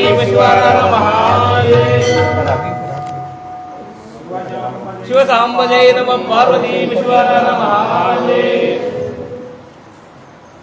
ಅಶ್ವಮೇಧ ಯಾಗದ ಮಧ್ಯದಲ್ಲಿ ತಂದೆ ಮಗಳ ಮಧ್ಯೆ ನಡೀತಕ್ಕಂತಹ ವಾದವನ್ನ ಅಲ್ಲಿರುವ ಎಲ್ಲರೂ ವೀಕ್ಷಣೆ ಮಾಡ್ತಾ ಇದ್ರು. ಯಾವಾಗ ದ್ರಾಕ್ಷಾಯಿಣಿಗೆ ಗಂಡನನ್ನ ಬೈದ ಕ್ಷಣ ಸಿಟ್ಟು, ಕೋಪ, ಕಣ್ಣು ಕೆಂಪಗಾದು. ಹೆಣ್ಣು ಮಕ್ಕಳ ಸ್ವಭಾವ ಹೆಂಗಪ್ಪ ಅಂತಂದ್ರ ಗಂಡನ ಮನೆಯಾಗಿದ್ದಾಗ ತವ್ರ ಮನೇನ ಬೇಯಬಾರ್ದು, ಮತ್ತು ತವ್ರ ಮನೆಗಿದ್ದಾಗ ಗಂಡನ ಬೇಯಬಾರ್ದು. ಎರಡೂ ಬ್ಯಾಲೆನ್ಸ್ ಮಾಡೋದು ಅವರೇ. ಹಾಗಾಗಿ ಯಾಕಂದಂತ ನೋಡಪ್ಪ, ಸಿಟ್ಟಿದ್ರೆ ನನ್ನ ಬೇಯಿ, ಆದ್ರ ನನ್ನ ಪತಿದೇವರ ಇನ್ನೊಂದು ಮಾತು ಆಡಬೇಡ ಅಂದ ತಕ್ಷಣ ಛೆ ಅವನು ಭಿಕ್ಷಕ ಲಾಯಕ, ಇಂತಹ ಯಜ್ಞದಲ್ಲಿ ಸಮಿತನ್ನು ಕೊಡುವ ಯೋಗ್ಯತೆ ಅವನಿಗಿಲ್ಲ ಅಂದ ತಕ್ಷಣ ಕಿವಿಯನ್ನು ಮುಚ್ಚಿಕೊಂಡು ಶಿವ ಅಂತಾಳ, ನಾನು ತಪ್ಪು ಮಾಡಿದೆ, ಶಿವನಾಜ್ಞೆಯನ್ನ ಪತಿದೇವನ ಆಜ್ಞೆಯನ್ನ ದಾಟಿ ಬರಬಾರ್ದಾಗಿತ್ತು, ಎಂತ ಕಷ್ಟ ಬಿತ್ತು ಅಂತ ಹೇಳಿದಾಗ ಆಗಲೂ ಮರೆಯದೆ ಶಿವನನ್ನು ದೋಷಣೆ ಮಾಡ್ತಾನ. ತುಕ್ಕು ಹಿಡಿದಿರ್ತಕ್ಕಂಥ ತ್ರಿಶೂಲವನ್ನು ಹಿಡಿದುಕೊಂಡವನು, ಭೂತ ಪ್ರೇತ ಪಿಶಾಚಿಗಳ ವಾಸಿಯವನು, ಕೇಶರಾಶಿಯನ್ನು ಬಿಟ್ಟುಕೊಂಡು ಮೈತುಂಬ ಬಟ್ಟೆ ಇಲ್ಲದ ಗಜಚಾಮಾಂಬರ ಉಟ್ಟುಕೊಂಡು ಹುಚ್ಚನಂತೆ ನರ್ತಿಸುವವನ ಗಂಡ ಅಂದಾಕ್ಷಣ ಎಲ್ಲವೋ ದಕ್ಷ ತಂದೆಯನ್ನು ಮಮಕಾರನ್ನು ಸಗಿದು ಹೇಳ್ತಾ ಇದ್ದಾಳೆ. ಏನು ಮಾತಾಡ್ತಿದೀಯ ನೀನು? ಈ ಹರಿಹರ ಬ್ರಹ್ಮಾದೇವ ಮೊದಲುಕೊಂಡು ಈ ಸೃಷ್ಟಿಯಲ್ಲಿರ್ತಕ್ಕಂತಹ ಬ್ರಹ್ಮ ವಿಷ್ಣು ಮಹೇಶ್ವರಾದಿಗಳು ಇಡೀ 14 ಲೋಕಕ್ಕೆ ಒಡೆಯರಾಗಿದ್ದಾರೆ. ತ್ರಿಮೂರ್ತಿಗಳಲ್ಲಿ ಒಬ್ಬನಾಗಿರ್ತಕ್ಕಂತಹ ನನ್ನ ಪತಿದೇವನನ್ನ ದೋಷಿಸುವುದು ತರವಲ್ಲ, ಈ ಜನ್ಮವಲ್ಲ, ಈ ಕ್ಷಣದಲ್ಲಿನೇ ನನ್ನ ಗಂಡ ಇರದಾಗಿದ್ದೇ ಚೆನ್ನಾಗಿದೆ. ಒಂದು ವೇಳೆ ಈ ಮಾತನ್ನನುವಾಗ ತನಗಲ್ಲ ಅರ್ಧಾಂಗಿಯಾಗಿರ್ತಕ್ಕಂಥ ನಾನೇ ಮಾತನ್ನ ಅಂದಿದ್ದೆ ಆದರೆ ಕ್ಷಣ ಮಾತ್ರ ಇಡೀ ಯಜ್ಞವನ್ನು ಭಸ್ಮ ಮಾಡ್ತಾ ಇದ್ದ ನನ್ನ ಗಂಡ. ಇವತ್ತು ಬದುಕುವ ಶಕ್ತಿ ನಿಗಿದೆ. ಬಹುಶಃ ಪರಮಾತ್ಮ ಇಲ್ಲದ್ದೇ ಒಳ್ಳೆಯದಾಯ್ತಂತ ಭಾವಿಸಿ ಹೇಳ್ತಾ ಇದ್ದಾಳೆ. ಏನು ಸಾಧಿಸಿದೀಯ ನೀನು? ಶಿವನನ್ನ ದೋಷಿಸುವುದು 14 ಲೋಕದಲ್ಲಿಯೂ ಕೂಡ ಉಚಿತವಾದದ್ದಲ್ಲ. ಇದು ನಿನಗೆ ಪಾಪಕ್ಕೀಡಾಗುತ್ತೀಯ ಅಂದಾಗ ದಕ್ಷ ಬ್ರಹ್ಮ ಹೇಳ್ತಾ ಇದ್ದಾನೆ, ಸುರಗಣಾಧೀಶರು ನಡೀತಕ್ಕಂಥ ಈ ವೇದಗಳು ನಡೀತಾ ಇವಲ್ಲ, ಎಲ್ಲವೂ ಸ್ತಬ್ಧವಾಗ್ತಾ ಇದ್ದಾವೆ. ದ್ರಾಕ್ಷಾಯಣಿಯ ಕಣ್ತುಂಬ ನೀರು ಬರ್ತಾ ಇದೆ, ವೇದ ಮಂತ್ರಗಳು ನಿದ್ದ ಇದ್ದಾವೆ, ನಿಶ್ಶಬ್ದವಾದ ವಾತಾವರಣ ನಿರ್ಮಾಣವಾಗ್ತಾ ಇದೆ. ಇದು ಯಜ್ಞವೋ ಇಲ್ಲೋ ಸುಡುಗಾಡುವ ಎನ್ನುವ ಭಯಭೀತಿ ಉಂಟಾಗ್ತಾ ಇದೆ. ಆದರೂ ದಕ್ಷ ಬ್ರಹ್ಮ ಮನಸ್ಸು ಕರಗಲಿಲ್ಲ. ಚಛ, ಅವನು ಭಿಕ್ಷುಕನಾಗಿದ್ದರಿಂದಲೇ ಕರೆಯದೇ ನಿನ್ನನ್ನು ಕಳುಹಿಸಿದ್ದಾನೆ. ಆಹ್ವಾನವಿಲ್ಲದೆ ಬರಬಾರದೆನ್ನುವುದು ಕಿಂಚಿತ್ ಜ್ಞಾನವಿಲ್ಲವೇ? ಅವನಿಗೆ ಜ್ಞಾನವಿಲ್ಲದೆ ನಿನ್ನ ಸತಿಯನ್ನು ಕಳಿಸಿದ್ದಾನೆ.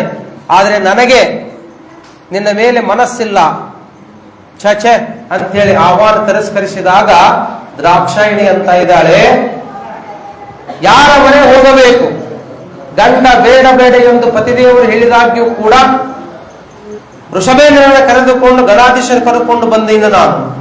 ಸಜ್ಜನರಿಗೆ ಅವಮಾನ ಮರಣಕ್ಕೆ ಸಮಾನ. ನೋಡು ಪಿತನೇ, ಇದು ಈಗಲ್ಲ, ಇವತ್ತಲ್ಲ, ನಾಳೆ ಕಟ್ಟಿಟ್ಟ ಬೂತಿಯಂತೆ ಕ್ಷಣ ಮಾತ್ರದಲ್ಲಿ ಆ ದ್ರಾಕ್ಷಾಯಣಿ ಕಾಲ ಎಸೆದ ಕ್ಷಣವೇ ಇಡೀ ಅಗ್ನಿಕುಂಡದ ಅಗ್ನವೇ ಉತ್ಪತ್ತಿ ಆಗ್ತಾ ಇದೆ. ಆ ಅಗಲಗಿ ಸೌರಿಯತಕ್ಕಂತ ಉರಿಯಲ್ಲಿ ತಾನು ಆಹುತಿಯಾಗಿ ಭಸ್ಮವಾಗಿ ಹೋಗ್ತಾ ಇದ್ದಾಳೆ. ದ್ರಾಕ್ಷಾಯಣಿ ಶಿವಸಾಂಬದೇ ನಮ ಪಾರ್ವತಿ ಪತಿಯರ ಮಹಾದೇವ.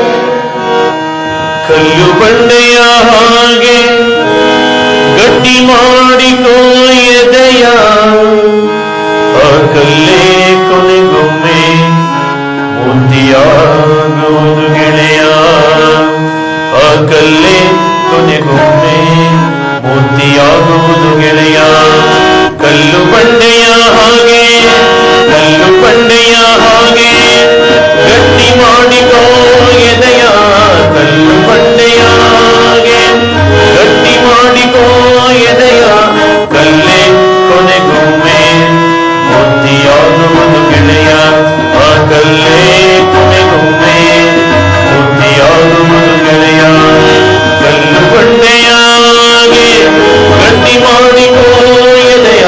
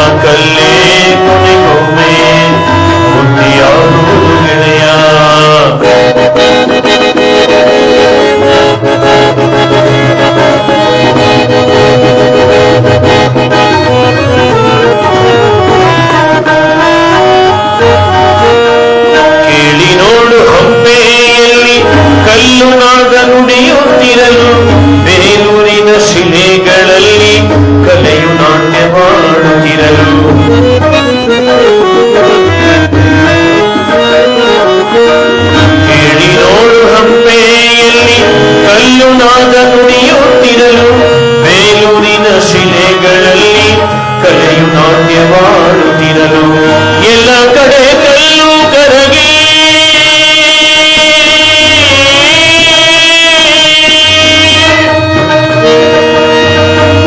ಎಲ್ಲ ಕಡೆ ಕಲ್ಲು ಕರಗಿ ಎಲ್ಲ ಕಡೆ ಕಲ್ಲು ಕರಗಿ ಮೂರ್ತಿಯಾಗಿ ಮೆರೆಯುತ್ತಿರಲು ಬದಲಾಗಲು ಬಲವಾಗಲು ಬದಲಾಗಲು ಬಲವಾಗಲು ನಿನ್ನ ವೃತ್ತಿ ಕರೆಯುತ್ತಿರಲು ಕಲ್ಲೇ ಕೊನೆಗೊಮ್ಮೆ ಮೂರ್ತಿಯಾಗುವುದು ಗೆಳೆಯ ಆ ಕಲ್ಲೇ ಕೊನೆಗೊಮ್ಮೆ ಮೂರ್ತಿಯಾಗುವುದು ಗೆಳೆಯ ಕಲ್ಲು ಬಂಡೆಯ ಹಾಗೆ ಗಟ್ಟಿ ಮಾಡಿಕೋ ಎದೆಯ ಕಲ್ಲು ಬಂಡೆಯ ಹಾಗೆ ಕಲ್ಲು ಬಂಡೆಯ ಹಾಗೆ ಕಲ್ಲು ಬಂಡೆಯ ಹಾಗೆ ಗಟ್ಟಿ ಮಾಡಿಕೋ ಎದೆಯ ಸಾಂಬಜೈ ನಮ ಪಾರ್ವತಿ ಶಿವ ಹರ ಹರ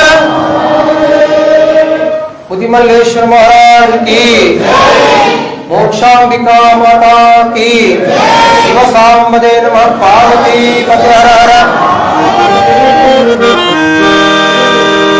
ವೀರಭದ್ರನ ಕಲ್ಕಿಯಿಂದ ಹತನಾದ ಬಳಿಕ ರುದ್ರಾನುಮತಿಯಲಿಂದಲೇ ಬದುಕಿಸ ಪೂರೈಸಿದ ಯಜ್ಞ ಮುಗಿಲ ಸರಗಣ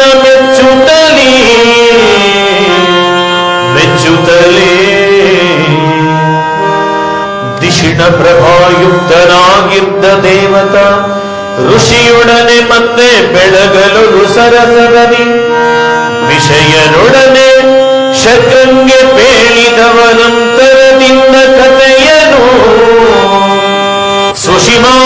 ಸುಷಿಮಾವಿಹನಾಗಿ ಪ್ರಮತಾಳೆಯಿಂದ ಋಷಭೇಂದ್ರ ಕೈಲಾಸದೆಡೆಗೆ ಎಡೆ ತಂದು ತಾ ಕೇಳುತ್ತಲೇ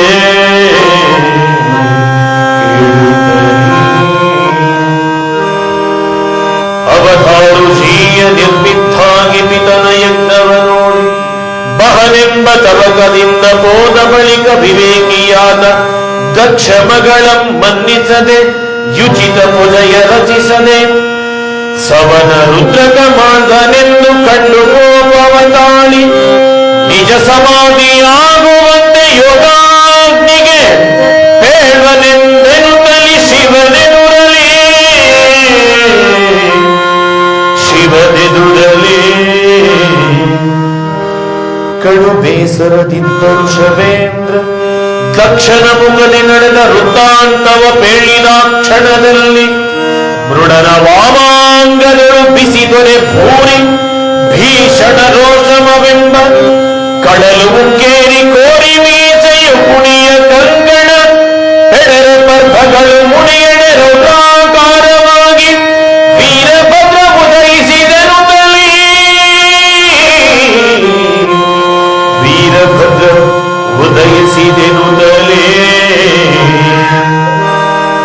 ಅಡಿಗಡಿಗೆ ರೋಷಮೆಗೊಡೆ ಭಯಂಕರವಾದ ಬಿಡು ಜಡೆಯ ಬಿಡದೆ ನೆಲ ಕಪ್ಪಳಿಸಿದ ಕ್ಷಣದಲ್ಲಿ ಕುಡಿಸಿ ತನುಗೊಡನೆ ಕಿಡಿಯುಣಿವ ಕೋಪದಿಂದ ಪ್ರಜ್ವಲಿಸಿ ನಡುನಡೆಗೆ ಬ್ರಹ್ಮಾಂಡಗಳು ಭಾಂಡಗಳು ಮೇರುವಡಿ ಕೂರ್ಮವು ದಿಕ್ಕಟ ಮೊದಲಾದವರೆನು ತಲಿಸಿಡಿಯೊಡನೆ ವೀರಭದ್ರ ಉದಯಿಸಿದನೆನುತ್ತಲೇ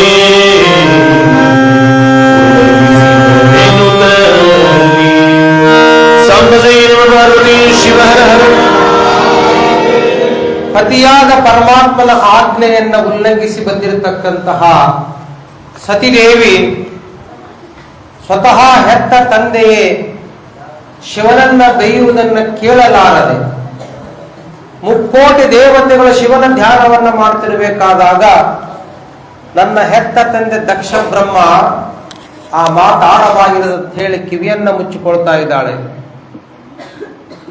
ಶಿವನನ್ನ ಹೀಯಾಳಿಸುವುದನ್ನು ಕೊಂಡು ತಡೆಯಲಾರದೆ ಸುಡಲಿ ದೇಹವ ಎನ್ನುವ ಹಾಗೆ ದಕ್ಷ ಬ್ರಹ್ಮನ ಮುಂದೆಯೇ ತನ್ನ ಯಜ್ಞವನ್ನ ಮಂತ್ರಿಸಿಕೊಂಡು ಜ್ವಾಲೆಯಲ್ಲಿ ಸುಟ್ಟು ಭಸ್ಮವಾಗಿ ಬಿದ್ದಿದ್ದಾಳೆ. ಇದನ್ನು ಕಂಡಾಕ್ಷಣ ದಕ್ಷ ಬ್ರಹ್ಮನು ದಿಗ್ಗುಡನಾಗ್ತಾ ಇದ್ದಾನೆ. ಅದೆಂತ ಅಗ್ನಿ ಜ್ವಾಲೆ! ಕ್ಷಣ ಮಾತ್ರದಲ್ಲಿ ಈ ಅಗ್ನಿ ಉತ್ಪತ್ತಿಯಾಗಿ ಭಸ್ಮವಾಗಿರ್ತಕ್ಕಂಥವಳನ್ನ ಧಗಧಗನೆ ಬೀಸ್ತಕ್ಕಂಥ ದ್ರಾಕ್ಷಾಯಣಿಯನ್ನು ಕಂಡು ಎಲ್ಲ ಶಿವಗಣ ಅಲ್ಲೋಲ ಕಲ್ಲೋಲವಾಗ್ತಾ ಇದ್ದಾರೆ. ಅಲ್ಲಿರ್ತಕ್ಕಂಥ ಬೃಹಸ್ಪತಿ ಬಂದು ಹೇಳ್ತಾ ಇದ್ದಾನೆ, ದಕ್ಷ, ತಪ್ಪು ಮಾಡಿಬಿಟ್ಟೆ ನೀನು, ಎಂತಹ ಘನಘೋರವಾದ ತಪ್ಪು ಮಾಡಿಬಿಟ್ಟೆ. ಸತಿದೇವಿಯಾದ ದ್ರಾಕ್ಷಾಣಿಯನ್ನು ಕಳಿಸಿದ್ದಾನೆ ಎಂದರೆ ಅದು ಈಶ್ವರನ ದೊಡ್ಡ ಗುಣ. ಇನ್ನು ನಿನಗೆ ಉಳಿಗಾಲವಿಲ್ಲ, ತಪ್ಪು ಮಾಡಿಬಿಟ್ಟೆ ಅಂತ ಹೇಳಿದಾಗ ದಕ್ಷ ಬ್ರಹ್ಮನು ಕೂಡ ಒಂದು ಕ್ಷಣ ಹೃದಯದಲ್ಲಿ ಕಂಪನ ಉಂಟಾಗ್ತಾ ಇದೆ. ಈಶ್ವರನ ಶಕ್ತಿ ಎಂತಹ ಶಕ್ತಿ ಅನ್ಕೊಂಡಿದ್ದೀಯ? ಅವನ ಮೂರನೇ ಕಣ್ಣು ತೆಗೆದಾಕ್ಷಣವೇ ಈ ಲೋಕವೇ ಅಲ್ಲೋಲ ಕಲ್ಲೋಲವಾಗುವುದು ಅಂಥೇಳಿ ಬೃಹಸ್ಪತಿಯು ಕೂಡ ಇರುವ ಹವಿಸ್ಸನ್ನ ಬಿಸಾಕಿ, ಯಜ್ಞದ ಫಲ ನಿನಗೆ ಸಲ್ಲಲಿಕ್ಕೆ ಸಾಧ್ಯವಿಲ್ಲ. ಯಾವ ಮುಕ್ಕೋಟಿ ದೇವತೆಗಳು, ಭೂಲೋಕ ಸುವರ್ಲೋಕಗಳು ಶಿವನಾಮ ಸ್ಮರಣೆಯನ್ನ ಮಾಡಿ ಯಜ್ಞ ಮಾಡ್ತಾ ಇರಬೇಕಾದಾಗ ನೀನು ಸಾಕ್ಷಾತ್ ಶಿವನನ್ನೇ ಬೈದಿದ್ದಿ ಅಂತಂದ್ರೆ ಎಷ್ಟು ಯಜ್ಞ ಮಾಡಿದ್ರು ವ್ಯರ್ಥ ಅಂತೇಳಿ ಪುರೋಹಿತರ ವರ್ಗದ ಮುಖ್ಯಸ್ಥನಾಗಿರ್ತಕ್ಕಂಥ ಬೃಹಸ್ಪತಿ ಹವಿಸ್ಸನ್ನ ಬಿಸಾಕಿ ಹೋಗ್ತಾ ಇದ್ದಾನೆ. ಛ, ಇಂತಹ ಯಜ್ಞವನ್ನು ಎಂದೂ ಕೂಡ ಫಲಿಸಲಿಕ್ಕೆ ಸಾಧ್ಯವಿಲ್ಲ ಅಂದಾಗ ಅಳೆದಿರತಕ್ಕಂತಹ ವೃಷಭೇಂದ್ರ, ಎತ್ತು ಮೊದಲಾದ ಕೂಡ ಶಿವಗಣಾದರೂ ಶಿವಶಿವ ಶಿವಶಿವ ಶಿವಶಿವ ಅಂತೇಳಿ ದಿಕ್ಕು ತೋಚದೆ ಕೈಲಾಸದಲ್ಲಿ ವಾಸಿಯಾಗಿರ್ತಕ್ಕಂಥ ಶಿವನೇವ ತದೇಕ ಚಿತ್ತದಿಂದ ಧ್ಯಾನಾಸಕ್ತನಾಗಿ ಕುಳಿತಿದ್ದ ಶಿವ ಪರಿಪರಿಯಾಗಿ ಹೇಳ್ತಾ ಇದ್ದಾರೆ, ಶಿವ, ಈಶ್ವರ, ಪರಮಾತ್ಮ ಘನಘೋರ ನಡೆದು ಹೋಗಿದೆ. ದಾಕ್ಷಾಯಿಣಿ ದೇವಿ ತಾನೇ ಸ್ವತಃ ಆತ್ಮಾಹುತಿಯನ್ನು ಮಾಡಿಕೊಂಡಿದ್ದಾಳೆ. ತಂದೆಯೊಂದಿಗೆ ವಾದವನ್ನು ಮಾಡಿ ಶಿವನ ನಿಂದನೆಯನ್ನು ಕೇಳದೆ, ಇಂತಹ ಕಿವಿಗಳಿಂದ ಶಿವನ ನಿಂದನೆ ಕೇಳಬಾರದು ಎಂದು ಈ ದೇಹದ ಮೇಲೆ ಹೇಸಿಗೆ ಪಟ್ಟು ತಾನೇ ಅಗ್ನಿಗೆ ಆಹುತಿಯಾಗಿದ್ದಾಳೆ. ಅಲ್ಲೆಲ್ಲ ಶಿವಗಣಂದರು ಕೂಡ ದಿಕ್ಕುಪಾಲಾಗಿ ಬಿದ್ದಿದ್ದಾರೆ. ದಿಕ್ಕು ತೋಚದಾಗಿದೆ ಶಿವ ಅಂದಾಕ್ಷಣವೇ ತದೇ ಕಚ್ಚಿದಿಂದ ಕುಳಿತಿರ್ತಕ್ಕಂಥ ಶಿವ ತನ್ನ 1000 ದಿನಗಳ ತಪಸ್ಸಿನ ಶಕ್ತಿಯಿಂದ ನೇತ್ರವನ್ನು ಬಿಡ್ತಾ ಇದ್ದಾನೆ. ಕೋಪೋದ್ರೇಕರಾಗಿರ್ತಕ್ಕಂಥ ಶಿವ ತ್ರಿಶೂಲವನ್ನು ಹಿಡಿದುಕೊಂಡು ಢಮರುಗವನ್ನು ನಾದ ಮಾಡಿ ನರ್ತನೆ ಮಾಡ್ತಾ ಇದ್ದಾನೆ. ಏನದು ಶಿವನ ನರ್ತನೆ? ಅವನ ಢಮರುಗ ನಾದದಿಂದ, ಅವನ ಕಂಠದ ಕಿಂಚರವಾದ ಅವನ ನೃತ್ಯದ ಶಬ್ದದಿಂದ ಅನೇಕ ಪಶು ಪಕ್ಷಾದಿಗಳು ಗರ್ಭಪಾತವಾಗ್ತಾ ಇದ್ದಾವೆ. ಅವನ ಜಯಂಕಾರದಿಂದಲೇ ಸಾಗರದಲ್ಲಿರ್ತಕ್ಕಂಥ ನೀರು ಬತ್ತಿ ಹೋಗ್ತಾ ಇದೆ.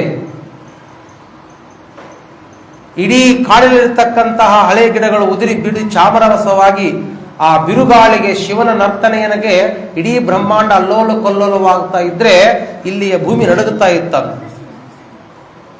ಪ್ರಾರಂಭವಾಯಿತು ಶಿವನ ನರ್ತನೆ. ಯಾರು ತಡೆಯಲು ಸಾಧ್ಯ? ಶಿವ ನರ್ತನೆ ಮಾಡಿ ಮಾಡಿ ಮಾಡಿ ತನ್ನ ಇಡೀ ನರ್ತನದಿಂದ ಮೈತುಂಬ ಬೆವರನ್ನ ಬರ್ತಾ ಇದೆ. ದಕ್ಷ ಬ್ರಹ್ಮನನ್ನ ಸಂಹಾರ ಮಾಡಿದ ಕ್ಷಣ ಮಾತ್ರದ ಕೆಲಸವಲ್ಲ. ಆದಾಗ್ಯೂ ಕೂಡ ಶಿವ ಹೇಳ್ತಾ ಇದ್ದಾನೆ, ತನ್ನ ಜುಟ್ಟಲಾಗಿರ್ತಕ್ಕಂಥ ಕೂದಲ ಕಿತ್ತಾದ ತಕ್ಷಣವೇ ಕಜ್ಜಲಿಗಿಂತಲೂ ಕಪ್ಪಾಗಿರ್ತಕ್ಕಂಥ ಮೂರ್ತಿ ಉತ್ಪತ್ತಿಯಾದ ಅವನೇ ಶ್ರೀ ವೀರಭದ್ರ ಅವತಾರವನ್ನು ತಾಳೆ ಹೇಳ್ತಾ ಇದ್ದಾನೆ. ಹಾ, ಶಿವನ ನಿನ್ನ ರೋಷದಿಂದ ಉತ್ಪತ್ತಿಯಾಗಿರ್ತಕ್ಕಂಥ ನಾನು. ಹೇ ಪರಮಾತ್ಮ, ಶಿವನಾಜ್ಞೆಯಾಗಲಿ, ನನ್ನನ್ನು ಹುಟ್ಟಿಸಿದ್ದ ಕಾರಣವೇನು? ಏನು ಮಾಡಬೇಕು? ಸತಿದೇವಿಯನ್ನು ಅವಮಾನ ಮಾಡಿರ್ತಕ್ಕಂಥ ದಕ್ಷ ಬ್ರಹ್ಮ ಯಜ್ಞದಲ್ಲಿ ಯಾರನ್ನು ಉಳಿಸಬಾರದು. ಇಡೀ ಯಜ್ಞ ಕೊಡಲಿರ್ತಕ್ಕಂಥ ರಕ್ಕಸರನ್ನು ಸಂಹರಿಸಬೇಕು.